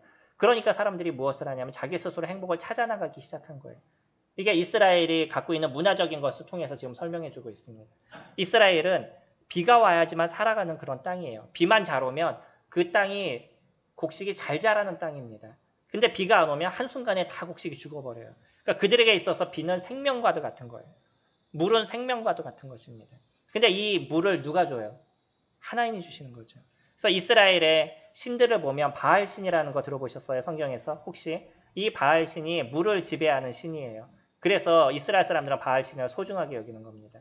물론 그 신의 내용을 보면 상당히 저질적인 것이 많이 숨겨져 있어요. 그들이 비를 내립니다. 비를 주관하는 신이 최고의 신이 되어버리는 거죠. 근데 사실은 비를 누가 내리셔요? 하나님이 내리시는 거예요. 하나님께서 비를 주실 때 이스라엘 백성들은 풍성하게 자랄 수 있어요. 그래서 이스라엘 백성들한테 하나님께서 하시는 얘기가 뭐냐면 너희가 내 말을 들으면 이른 비와 늦은 비를 주겠다라고 얘기하시죠. 때에 맞는 비를 주시겠다는 거예요. 그러면 이스라엘 백성들이 살아가는 데 있어서 전혀 문제가 되지 않아요. 비가 오지 않아요. 하나님을 버렸어요. 그러니까 이제 사람들은요. 그 물을 찾기 위해서 웅덩이를 파는 거예요. 다시 얘기하면 하나님으로부터 행복이 왔는데 하나님을 버리고 나니까 사람들이 이제 스스로가 자기가 행복을 찾아가는 거죠. BTS를 좋아하던 아니면은 뭐 게임을 좋아하던 아니면 여행을 좋아하던 자기 나름대로의 행복을 찾아가는 거예요. 하나님이 없으니까. 근데 이런 것은요. 물을 저축치 못할 터진 웅덩이라고 얘기해요. 잠시의 행복은 우리에게 줄 수 있어요. 게임을 하다 보면 잠시의 즐거움을 줄 수 있죠. 근데 현실을 딱 인지하게 되면 그 다음부터 무슨 생각이 들어요? 오늘 숙제해야 되는데 뭐 공부 안 했는데 화난 엄마의 얼굴 뭐 이런 것이 나타나죠. 나중에 우리가 하나님을 버리고 나서 인생을 내 마음대로 살아가다가 현실을 딱 인식하게 되는 그 순간 우린 지옥의 형벌 속에 놓여져 있을 거예요.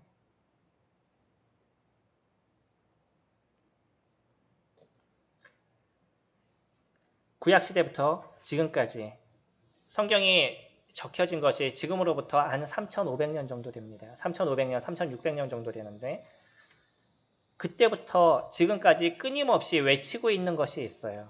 무엇이냐면 악인은 그 길을 불의한 자는 그 생각을 버리고 여호와께로 돌아오라. 그리하면 그가 긍휼히 여기시리라. 우리 하나님께로 나아오라. 그가 널리 용서하시리라. 그 길을 버리고 하나님께 나오라는 거예요. 너희들의 생각을 버리고 하나님께 나오라는 거예요. 너희가 하나님께 나오면 하나님께서 긍휼히 여겨주시겠다라고 얘기해요. 내가 그동안에 어떤 잘못을 졌던 내가 그동안에 어떤 문제를 일으켰던 아무 상관이 없다는 거예요. 하나님께 다시 한번 나오라는 거예요.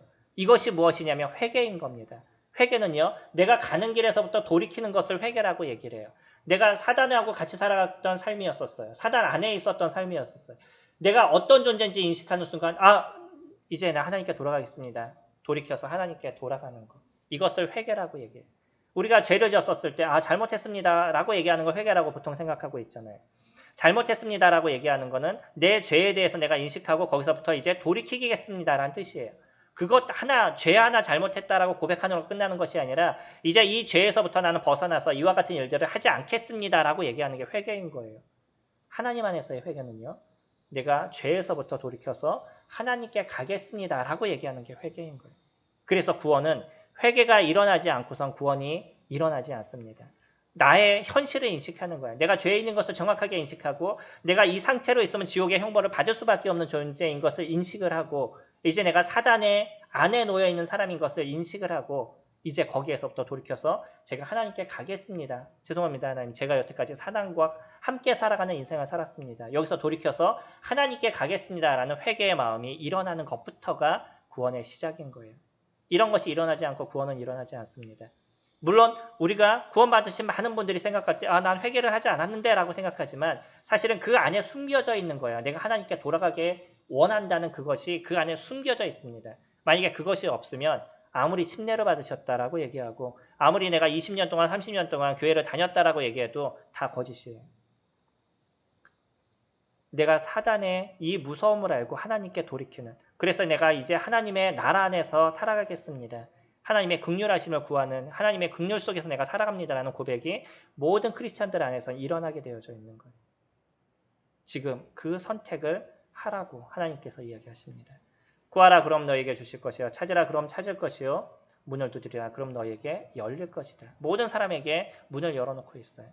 네가 지금이라도 나에게 돌아오면 내가 너를 받아줄 거다. 네가 지금이라도 문을 두드리면 내가 그 문을 열어줄 거다. 네가 지금이라도 나를 찾으면 네가 나를 찾을 수 있을 거다라고 하나님께서는 얘기하고 계신다는 거예요. 오늘이 지나면 다음에 또 복음 집회가 있겠지. 요번이 지나면 또 다음에 어떤 들을 시간이 있겠지.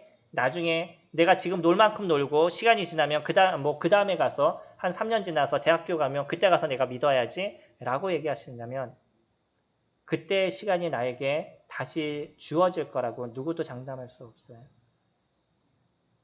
제가 동영상을 하나 갖고 있는데 4차선 된 도로예요. 4차선이면 얼마나 큰 도로인지 아시죠? 편도 4차선이었던 것 같아요. 여기가 4차선, 저기 4차선. 그래서 저기 한 사람이 이렇게 걸어가고 있는데 차가 이쪽에서 한 대가 이렇게 오고 있었어요. 그리고 여기에서 차가 한 대 오고 있는, 이쪽에서 차가 한 대 오고 있다. 이렇게 부딪혔어요. 여기에서 부딪혔네. 이렇게 턴하고 있다. 여기서 부딪혔네. 그리고 사람은 저쪽에서 걸어가고 있는 거예요. 근데 여기서 부딪힌 차가 빙글 막 돌아가지고 여기 지나가는 사람을 쳤어요. 이해되셔요? 전혀 자기하고 상관없는 사고예요. 저쪽에서 난 사고예요. 근데 차가 막 돌더니 이쪽을 덮쳤어요. 제가 그 동영상을 그대로 갖고 있어요. 아주 참혹해요. 그 사람이 그 길을 걸어갈 때 내가 지금 이 순간 죽을 거라고 생각할까요? 그러지 않아요. 지금의 코로나 시대에서 내가 코로나를 안 걸릴 거라고 장담하실 수 있으시겠어요? 제가 아시는 분은요. 엄청나게 이 코로나 때문에 고민하신 분이에요. 그래서 웬만하면 식당에 가지 않고 웬만하면 사람을 만나지 않고 웬만하면 밖에 생활을 하지 않았어요. 근데 머리는 잘라야 되잖아요. 그래가지고서 미용실을 갔는데 거기서 코로나에 걸렸어요.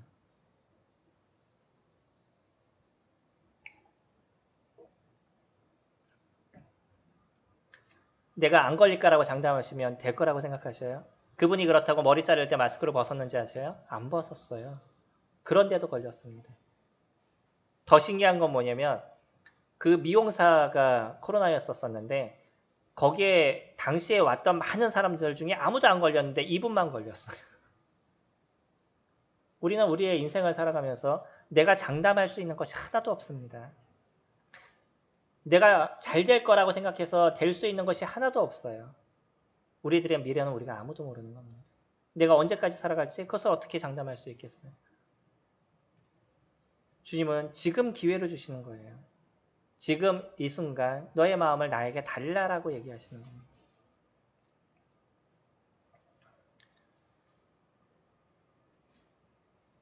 죄의 결과에 대해서 조금 더 생각해 보면 아담과 하와가 범죄를 저질렀습니다. 제가 시간이 없어서 이제는 성경을 잘 못 찾고 있죠. 창세기 3장 10절에 내가 동산에서 하나님의 소리를 듣고 내가 벗었으므로 두려워하여 숨었나이다. 그들이 죄를 지었어요. 그리고 나서 자신의 몸이 벗은 걸 알았습니다. 창피함을 알게 된 거죠. 그전에는 그것이 문제가 되지 않았어요. 이제는 옷을 벗으니까 남을 보면 음흉의 마음이 생기고 나의 벗은 몸을 보니까 창피한 마음이 들어서 이제는 숨는 거예요. 거기에는 무엇이 나타나게 되냐면 두려움이 나타나는 거예요. 죄라는 것은 그 속에 두려움이 있는 겁니다. 내가 갖고 있는 죄로 인해서 나중에 죽었을 때 지옥에 갈 것인가 안 갈 것인가 라는 두려움이 우리들 마음속에 있는 거예요. 죄는 이것을 나타나게 되어져 있어요. 하나님께서는 그들에게요. 한 짐승을 죽여서 가죽옷을 입혀서 가죽옷을 지어서 그들에게 입혔어요. 이거는 우리에게 이 땅에 오실 예수 그리스도에 대한 부분을 조금 보여주고 있는 게 있어요. 살짝 우리가 기억할 수 있는 것을 보여줍니다. 한 짐승이 죽었어요. 그들의 부끄러움을 가리기 위해서 누군가는 죽음을 당하게 된 거고 누군가는 피를 흘리게 된 거죠. 피를 흘린다는 것이 곧 생명과 관련된 거잖아요. 사람의 생명이 피에 있다라고 레위기 17장 11절에서 얘기를 하죠. 사람의 생명이 피에 있는 거예요. 그래서 이 죄에 대한 문제는 무엇으로만 해결이 되는 것이냐면 죽음, 피로만 해결이 된다라고 얘기를 해요. 한 짐승이 죽음으로 인해서 죄에 대한 대가가 지불이 되어진 거죠. 우리 스스로는요. 이 죄에 대한 문제를 해결할 수 있는 사람은 한 사람도 없습니다. 누군가 이것을 대신해 주지 않으면 우리의 죄에 대한 문제는 해결되지 않으신다는 거예요. 오직 이 죄에 대한 문제를 해결할 수 있는 것은 하나님 그분밖에 없으셔요. 하나님만이 이것을 해결해 주실 수 있고 하나님께서 그래서 지금 우리들에게 그 기회를 주고 있는 것입니다. 인간은 스스로 자기의 문제를 해결할 수 없다는 것. 이것이 진리인 거예요. 지금 진리를 계속 말씀드리고 있습니다. 이건 변하지 않는 거예요. 내가 뭔가 조금 생각하고 뭔가 조금 만들어서 변화시킬 수 있는 그런 것이 아니라는 것을. 이거는 정해져 있는 것이에요. 그래서 하나님께서는 이스라엘 사람들에게 레위기라는 것을 주셨어요. 이 레위기는 이스라엘 백성들이 살아가는 삶의 어떤 규범들을 이야기를 해주고 있는데 거기에는 어떤 것이 있냐면 레위기 4장 27절에 만일 평민의 하나가 여호와의 금령 중 하나라도 부지 중에 범하여 허물이 있다가 그 범한 죄에 깨우침을 받거든 그는 흠없는 암 염소를 끌고 와서 그 범한 죄를 인하여 그것을 예물로 삼아 그 속죄제 희생의 머리에 안수하고 그 희생을 번제소에서 잡을 것이요. 31절 그를 위하여 속죄한즉 그가 사함을 얻으리라. 이스라엘 사람들에게는요. 그들이 범죄하면 한 마리의 양을 끌고 오게 만들었어요. 그래서 그 양을 제사장에게 끌고 가면 제사장이 그 양을 죽여서 그 짐승을 죽여서 그 피를 받아서 뿌리고 그 제물을 다 태웠어요. 이러고 나면 그 사람의 죄가 없어졌다라고 인정해줬던 거예요. 근데 한번 생각해 보셔요. 양이요. 양과 사람이 동등해요? 양과 사람이 동등하나요? 양이 사람의 죄를 대신할 수 있을까요? 없을까요? 사실은 없습니다. 인간을 대신하려고 그러면 인간의 최소 인간과 동등한 존재여야 되는 거예요. 왜 예수님이 육체의 모양을 갖고 오셨죠? 인간과 동등된 모습을 가지시기 위해서. 그래서 육신의 모양으로 이 땅에 오신 거예요. 그 죽음을 이루시기 위해서. 우리를 대신하기 위해서는 우리와 동등된 모습을 가지셔야 됐기 때문에 육신의 모양을 갖고 이 땅에 오신 거예요.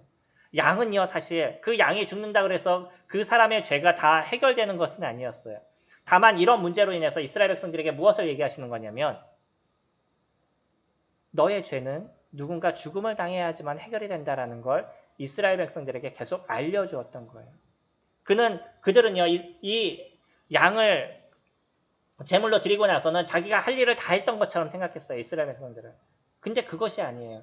하나님은 무엇을 얘기하신 거냐면 너 죄의 문제는 누군가 죽어야 돼. 앞으로 그런 메시아가 이 땅에 오실 거야. 그 메시아가 너를 위해서 이렇게 죽어야만 될 거야. 라는 것을 이스라엘 백성들로 알게 하신 거예요. 그래서 침례 요한이 예수님이 이 땅에 오셨을 때 뭐라고 얘기하죠?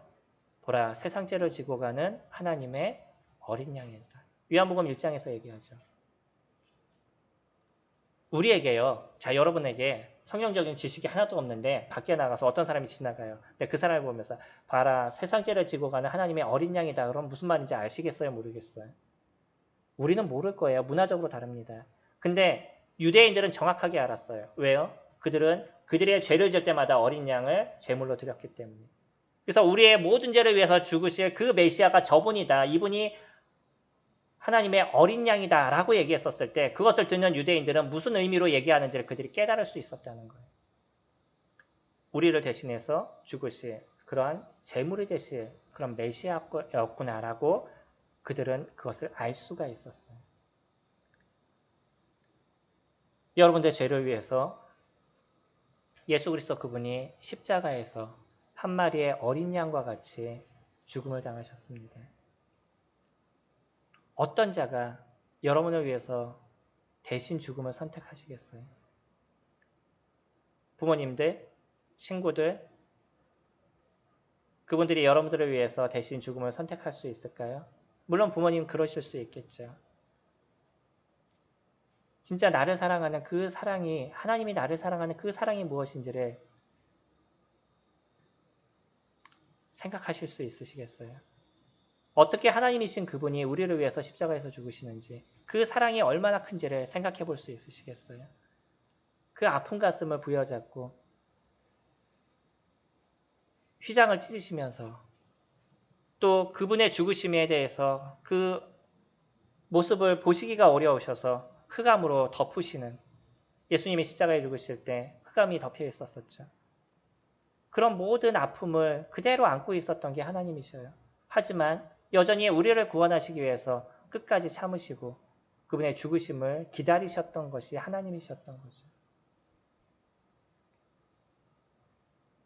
요한복음 14장 6절에는 이렇게 얘기합니다. 예수께서 가라사대 내가 곧 길이요 진리요 생명이니 나로 말미암지 않고는 아버지께로 올 자가 없느니라. 예수 그리스도를 통하지 않고는 누구도 하나님께 갈 수 없습니다. 이제 하나님께서요. 그 죄에 대한 문제를 예수 그리스도 그분을 통해서 해결하셨어요. 이제 우리가 하나님께 돌아가야 되는데 하나님께 돌아가기 위한 그 통로, 우리 행복의 그 통로가 되시는 그분은 예수 그리스도 그분이시라는 거예요. 우리들의 행복의 통로는 예수 그리스도십니다.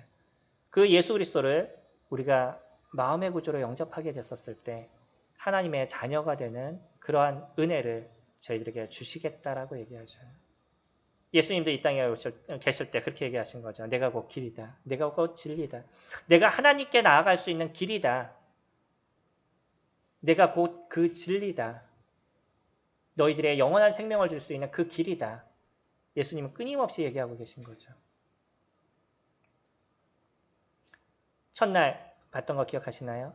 너희가 성경에서 영생을 얻는 줄 생각하고 성경을 상고하거니와 이 성경이 곧 내게 대하여 증언하는 것이니라. 그러나 너희가 영생을 얻기 위하여 내게 오기를 원하지 아니하는도다. 너무 슬픈 얘기 아니에요? 메시아이신 그분이 이 땅에 오셨어요. 그래서 그들에게 영생을 주시기 위해서 이와 같은 일들을 모두 다 이루어 주셨어요. 근데 사람들이요. 그 영생을 얻기를 싫어한대요. 오늘 이 자리에 계신 분들도 한번 고민해 보시기 바랍니다. 오늘 이 메시지를 듣는 분들도 고민하시기 바랍니다. 그냥 지겹게 이 시간을 보내고 있는 건지 아니면 그 지겹게 보내고 있는 그 내면의 생각 속에 내가 진정한 영생을 받기를 싫어하고 있는 건지 영생을 얻기를 싫어하고 있는 건지 한번 생각해 보시기 바랍니다. 우리에게 그 기회를 주시고 계신다는 거예요. 성경은요. 구약에서 얘기하고 있는 많은 내용이 예수 그리스도 그분을 통해서 다 성취가 됐어요. 구약은 오실 예수 그리스도를 얘기한다 그랬죠. 신약은 오신 예수 그리스도를 보여주고 계셔요. 신약에서 구약에 있었던 많은 일들이 다 성취됐던 것을 몇 가지만 이렇게 쭉 적어놓은 거예요. 기회가 되시면 한번 보시고 찾아보셔요. 구약에 있는 내용이 예수 그리스도 그분을 통해서 어떻게 성취가 됐는지 아주 자세하게 그분이 어떻게 승리의 입성을 이루시는지 어떻게 부활하시는지 어떻게 옆구리에 창을 맞으시는지 그 모든 것이 다 성취가 됐어요.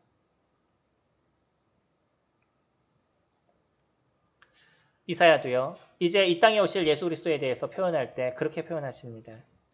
아직 예수님이 오시기 이전이었는데 이사야는 그것을 아주 잘 설명해 주고 있어요. 그가 찔림은 우리의 허물을 인하며 그가 상함은 우리의 죄악을 인함이라. 그가 징계를 받음으로 우리가 평화를 누리고 그가 채찍에 맞음으로 우리가 나음을 입었도다. 우리는 다 양 같아서 그리 행하여 각기 제 길로 갔거늘 여호와께서는 우리 무리의 죄악을 그에게 담당시키셨도다. 아까 기차는요. 그 안에 있는 사람들은 여전히 담배 피고 술 먹고 유의를 즐기면서 자기의 길을 갔었어요. 그런 상황 속에서도 그 아빠는 그 기차에 있는 사람들을 살리기 위해서 그 아들을 죽음 가운데 내몰았다는 거예요. 우리는 그냥 내가 원하는 그런 인생을 살아가고 내가 즐기는 그 유의를 즐기고 그렇게 인생을 살아가지만 하나님께서는요. 우리 죄를 담당하시기 위해서 예수 그리스도의 십자가에서 죽게 하셨다는 거예요.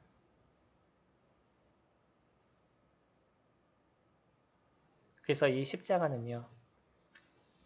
세상 사람들은 죄에 대한 형벌이다, 형틀이다 라고 얘기하지만 우리는 이 십자가를 무엇으로 보는 거냐면 하나님의 사랑으로 저희가 십자가를 보게 돼요. 그 십자가는요. 예수 그리스도의 그 사랑을 표현해 주고 계십니다.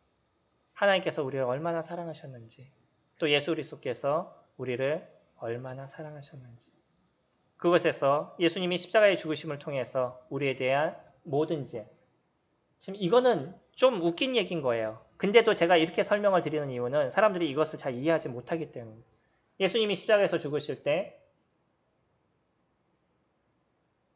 내가 태어날 때까지 뿐만 아니라 지금 현재까지 모든 죄를 위해서 돌아가셨어요. 그럼 대부분 사람들이 그러면 앞으로의 죄는 어떡하나요? 이렇게 물어보는 경우가 있어요. 그분의 죽으심은요. 처음부터 끝까지의 모든 죄를 다 해결하신 겁니다. 그러니까 사람들은 내가 짓는 죄를 자꾸 생각하는 거예요. 내일도 지을 죄에 대해. 근데 죄라는 거는요. 죄가 있느냐 없느냐는 거예요. 내 안에 있는 이 죄에 대한 부분을 예수 그리스도 그분이 죽으실 때 거기에 대한 대가를 지불한 거예요. 다시 얘기하면요. 내 죄가 없어진 것이 아닙니다. 잘 생각하셔야 돼요. 죄가 없어졌다라고 얘기를 하면 죄를 짓지 말아야죠. 제가 만약에 이렇게 하나님의 말씀을 전하는 사람인데 당연히 예수님을 믿었겠죠. 그쵸? 근데 여전히 제가 운전할 때 죄를 짓는 모습들을 갖고 있어요. 그럼 죄를 짓지 말아야죠. 그런 것이 아닙니다. 예수님이 십자가에서 죽으실 때 죄에 대한 값을 지불하신 거예요. 컵은요. 이 값이 1,000원이에요. 1,000원을 내면 내 거가 될 수 있어요. 값인 거죠. 죄는요. 죄가 없어지는 것이 아니라 죄에 대한 대가를 지불하는 거예요. 죄가 없어진 것이 아닙니다. 여전히 나는 그렇기 때문에 죄인의 모습에서 육체를 갖고 있는 이 순간에는 죄를 지을 수 있는 모습인 거예요. 다만 거기에 대한 값은 이제 지불하지 않아도 된다는 거죠. 그것을 대신 지불해 주신 거예요. 영원하게 속죄를 이루어 주신 거예요. 우리가 예수님을 믿는다는 건요. 예수님 그 자체를 믿는 것입니다. 어떤 사람은 그렇게 얘기해요. 예수님이 내 죄를 위해서 돌아가셔서 이제 내가 죄가 없기 때문에 천국에 갈 수 있어요. 내가 죄가 없는 거 예수님이 내 죄를 위해서 돌아가신 것을 믿으면 구원을 얻은 건가요? 그런가요? 예전에 어떤 다른 교파에 있는 분이 저한테 전화를 하셨어요. 저하고는 좀 만났었어요. 그러면서 쭉 얘기를 하다 보니까 이분은 끊임없이 주장하는 게 뭐냐면 내 죄가 없어졌기 때문에 나는 구원을 받았다. 그런 주장을 하더라고요. 성경을 통해서 쭉 살펴줬어요. 그러면 그 죄가 없어져서 그 죄가 없는 것을 믿으면 구원이라고 얘기하는 성경 구절 한 구절이라도 나에게 좀 찾아달라라고 얘기했는데 한 구절도 안 나와요. 성경에는 그런 구절이 없습니다. 사람들은 그냥 그렇게 인식하는 거예요. 오히려 성경은 뭐라고 얘기하죠? 영접하는 자, 곧 그 이름을 믿는 자들에게. 누구를 믿어요? 예수 그리스도를 믿는 거예요. 우리의 믿음은요. 내 죄가 없어진 것을 믿는 게 아니에요. 우리들의 구원은 예수 그리스도 그분을 믿는 거예요. 우리의 행복의 통로가 되시는 예수 그리스도 그분을 믿는 겁니다. 그러니까 이 믿음은 하나에 국한된 것이 아니에요. 그분이 우리를 이 땅을 창조하신 창조자이심을 저희들이 믿는 거고 그분이 하나님이심을 저희들이 믿는 것이고 그분이 이 땅에 오신 육신의 모양으로 오신 그분이신 것을 저희들이 믿는 거고 그분이 십자가에서 내 죄를 사해 주신 그분이라는 것을 저희들이 믿는 거고 그분이 나를 위해서 우리를 의롭게 하시기 위해서 죽음 가운데서 다시 부활하신 그분이라는 것을 저희들이 믿는 거예요. 예수 그리스도 그 자체를 믿는 겁니다. 내 죄가 없어졌다는 걸 믿는 게 아니에요. 이거는 자기 구원입니다. 자기 암시예요. 그러니까 예수님이 의미가 없는 거예요. 내가 그냥 믿었어요. 내가 죄가 있는데 죄를 예수님이 다 사해줬어요. 그래서 내가 그것을 믿으면 내가 구원을 받아요. 라고 생각하니까 내 중심이 돼버리는 거예요. 구원이. 예수님 중심이 아닙니다. 내 중심이 되는 거예요. 행복의 통로이신 그 예수 그리스도 안에 내가 들어가는 것이 아니라 그냥 내 생각에 내가 빠져있는 거예요. 그래서 구원을 받았다고 열심히 얘기를 해요. 성경을 갖고 며칠을 얘기해줘서 몇 번을 찾아왔어요. 결국은 고개 숙이고 집에 가고. 성경에서는 그런 얘기가 등장하지 않거든요. 우리의 믿음은 예수 그리스도 그분에 관련된 겁니다. 구원은 뭐냐면 예수님을 믿는다는 건 내가 예수님 안으로 들어가는 것이에요. 대한민국에 있으면 누구의 법을 따라요? 누구의 법을 따르죠?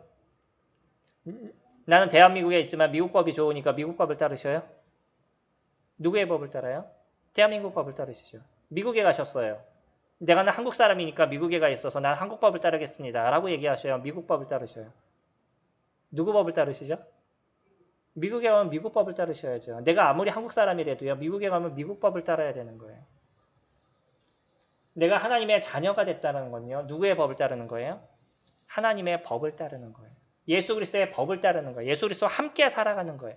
많은 사람들이 그냥 죄가 없어진 것만 생각하니까 예수 그리스도를 믿고 나서도 여전히 자기가 원하는 인생을 살아가요. 자기중심적인 인생을 살아가요. 그러면서 나는 구원을 받았대요. 난 침례를 받았으니까 나 하나님 나라에 갈 수 있대요. 그걸 누가 증명해 주겠어요? 우리를 증명해 주는 건 성경입니다. 하나님의 말씀이고 진리의 말씀이에요. 지혜의 말씀은 그렇게 얘기하지 않습니다. 내가 너와 함께 한다는 것이에요. 우리를 구원하신 목적이 하나님과 함께 하시기 원하는 거예요. 그래서 하나님과 함께 인생을 우리가 살아가는 것이고 하나님의 법 안에서 살아가는 것, 이것을 믿음이다라고 얘기하는 거예요. 내가 이제 선택할 거예요. 제가 하나님의 법 안에 살아가겠습니다. 제가 이제 하나님과 함께 살아가는 인생이 되겠습니다. 내가 예수 그리스도 그분과 함께 살아가는 그런 자가 되겠습니다라는 고백. 그때 하나님께서 우리에게 영원한 생명을 주시겠다라고 약속하신 거예요. 사단의 나라에 있었어요. 예수 그리스도에 대한 믿음을 통해서 우리는 이제 하나님의 나라로 변화합니다. 하나님과 함께 살아가는 것입니다. 이것이 믿음인 거예요. 그러니까 믿음 안에 있는 사람은 여전히 하나님을 경배하고 하나님을 높이는 인생을 살아가는 것이고요. 오늘 이 시간 예배를 위해서 우리가 모이게 됐었을 때 그 마음에 위로와 힘을 얻는 것입니다. 왜 크리스찬들은 매주 교회를 나가요? 안 나가면 누구한테 혼나나요? 왜 나오죠? 저희가 하나님 앞에 나올 때 위로가 되고 힘이 되는 것입니다. 주일날 주님 앞에 나오면 때로는 일주일 동안 살 때 어려웠던 부분들이 주님 앞에 나왔었을 때 힐링이 되어져 가는 거예요. 주님의 말씀을 통해서 위로를 얻고 제 마음을 새롭게 하시는 주님을 제가 경험하고 이게 하나님과 함께 살아가는 사람들의 모습이 된 거예요. 여전히 나는 주님을 믿었는데 교회 가는 게 너무나 싫고 교회 가는 게 너무나 어렵고 하나님과 같이 살아간다는 게 지겹고 말씀을 읽는다는 게 너무나 힘들고 그렇다 그러면 그 마음에 주님이 있다라고 우리가 어떻게 인정할 수 있겠어요? 나중에는요.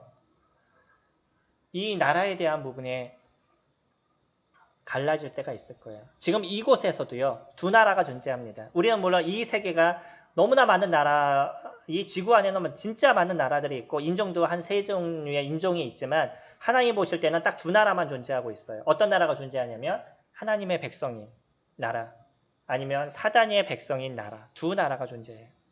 하나님 보실 때는 딱 두 개가 존재합니다. 나중에 예수 그리스도 그분께서 이 땅에 오실 때 완전하게 두 나라가 나눠지게 될 거예요. 그래서 이 사단의 나라는 영원한 지옥의 형벌을 받게 될 것이고요. 하나님의 나라는 하나님과 영원히 살 거예요. 이때는 우리가 진짜 죄를 짓지 않는 진정한 평화와 진정한 안식이 있는 그런 삶이 우리에게 이루어져 가게 될 거죠.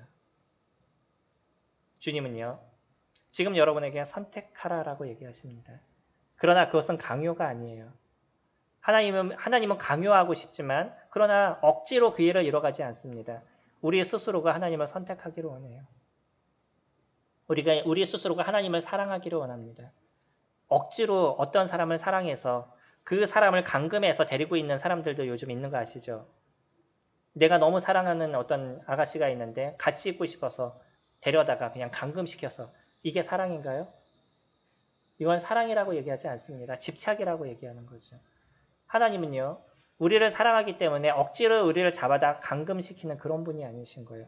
우리가 하나님을 선택하고 우리의 마음으로 하나님의 그 사랑을 알고 제가 하나님의 사랑 안에 함께 하겠습니다. 제가 하나님을 사랑합니다. 라고 고백하는 그런 자가 되기를 원하시는 거예요.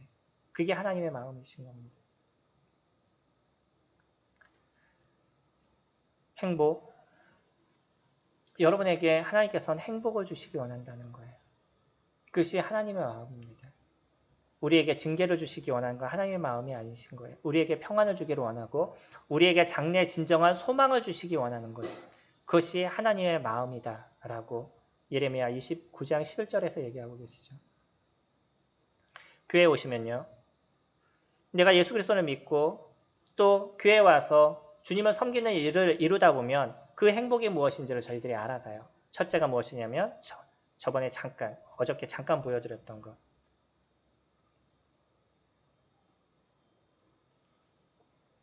일반적인 사람들이요. 행복하기 위해선 이것이 필요하다라고 얘기합니다.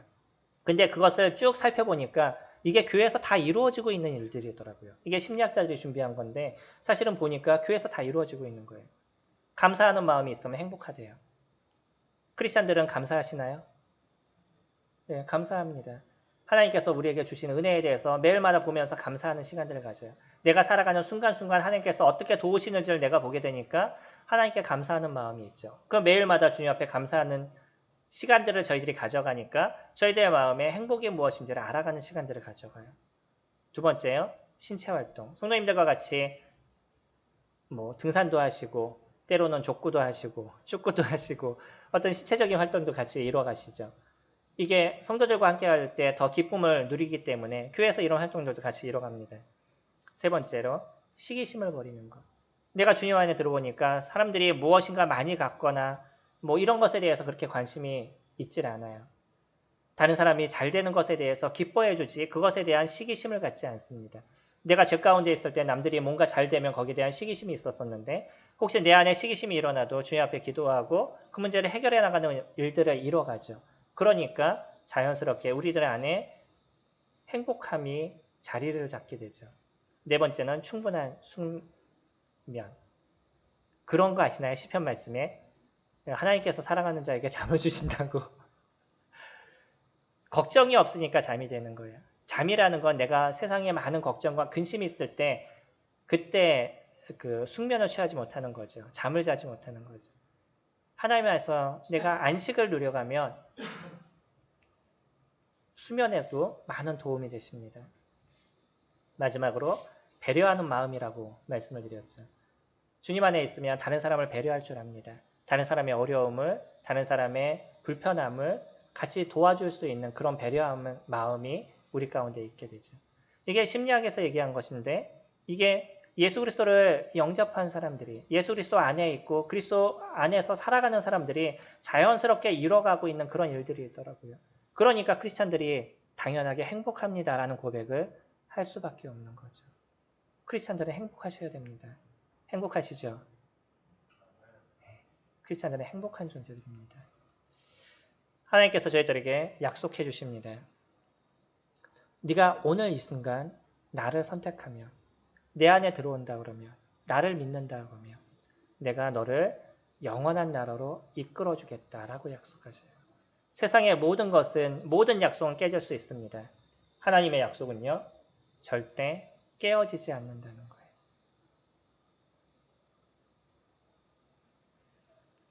예수 그리스도를 내 삶의 주인으로 영접하시겠어요?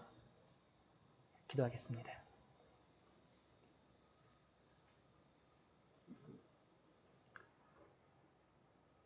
존귀하신 아버지 하나님, 하나님께서 저희들에게 보여주셨던 사랑의 그 깊이를 다시 한번 기억할 수 있도록 도우심에 감사를 드립니다. 하나님께서 만드셨던 피조물을 위해서 아들 예수 그리스도를 저희들에게 보여주시는 저희들의 죄에 대한 문제를 해결하시기 위해서 그분을 십자가에 내어주시는 이 놀라운 은혜를 저희들에게 베풀어 주셔서 이제 하나님의 사랑을 저희들이 느끼게 되고 예수 그리스도의 그 사랑을 저희들이 알게 되므로 하나님 안에 살아가는 은혜를 저희들이 가질 수 있도록 도우심에 감사를 드립니다. 저희가 하나님을 몰랐다면 여전히 고통과 아픔 속에서 이 세상의 삶을 이뤄가기 위한 힘듦과 어려움 속에서 저희들이 살아갈 수밖에 없는 존재였사오나 그러나 하나님의 그 크신 사랑을 저희들이 알게 되고 예수 그리스도를 마음의 구주로 영접함을 통해서 주님의 은혜 아래 주님의 평안 안에 살아갈 수 있도록 도우심에 감사를 드립니다. 하지만 아직도 예수 그리스도를 알지 못하는 많은 분들이 있음을 주님께서 아십니다. 이번 4시간의 복음 집회를 통해서 이 하나님의 크심을 하나님의 그 사랑을 듣게 된 모든 분들의 마음을 주님께서 열어주시고 예수 그리스도를 마음의 구주로 영접하는 은혜를 이룰 수 있도록 이끌어 주시곤 합니다. 하나님의 사랑이 그들을 강권할 수 있도록 도우시고 예수 그리스도의 그 은혜가 그들을 강권할 수 있도록 도우셔서 믿음으로 말미암아 구원을 얻는 이 놀라움의 은혜를 얻을 수 있도록 이끌어 주시곤 합니다. 이 자리에 계신 모든 분들이 하나님 나라에서 저희들이 만날 수 있도록 아버지 하나님 이끌어 주시기를 간구로 드립니다. 4시간 동안 성령 하나님께서 인도하시고 이끌어 주심에 감사를 드립니다. 모든 것을 이룰 때 우리 주 예수 그리스도의 이름으로 감사하며 기도를 드리옵나이다. 아멘. 오늘 어제와 오늘까지 4시간 동안 복음의 말씀을 드렸던 모든 분들이 예수 그리스도를 영접하시고 하나님의 자녀로서 주님이 주시는 그 행복의 삶을 이뤄가기를 소망합니다. 다시 저의 얼굴을 볼 수 있을지 모르겠지만 언젠가 저희들이 같이 만나게 됐었을 때 그때 제가 이제 예수님을 영접했습니다. 하나님의 자녀입니다. 라는 고백을 들을 수 있으면 너무나 기쁠 것 같습니다. 수고하셨습니다.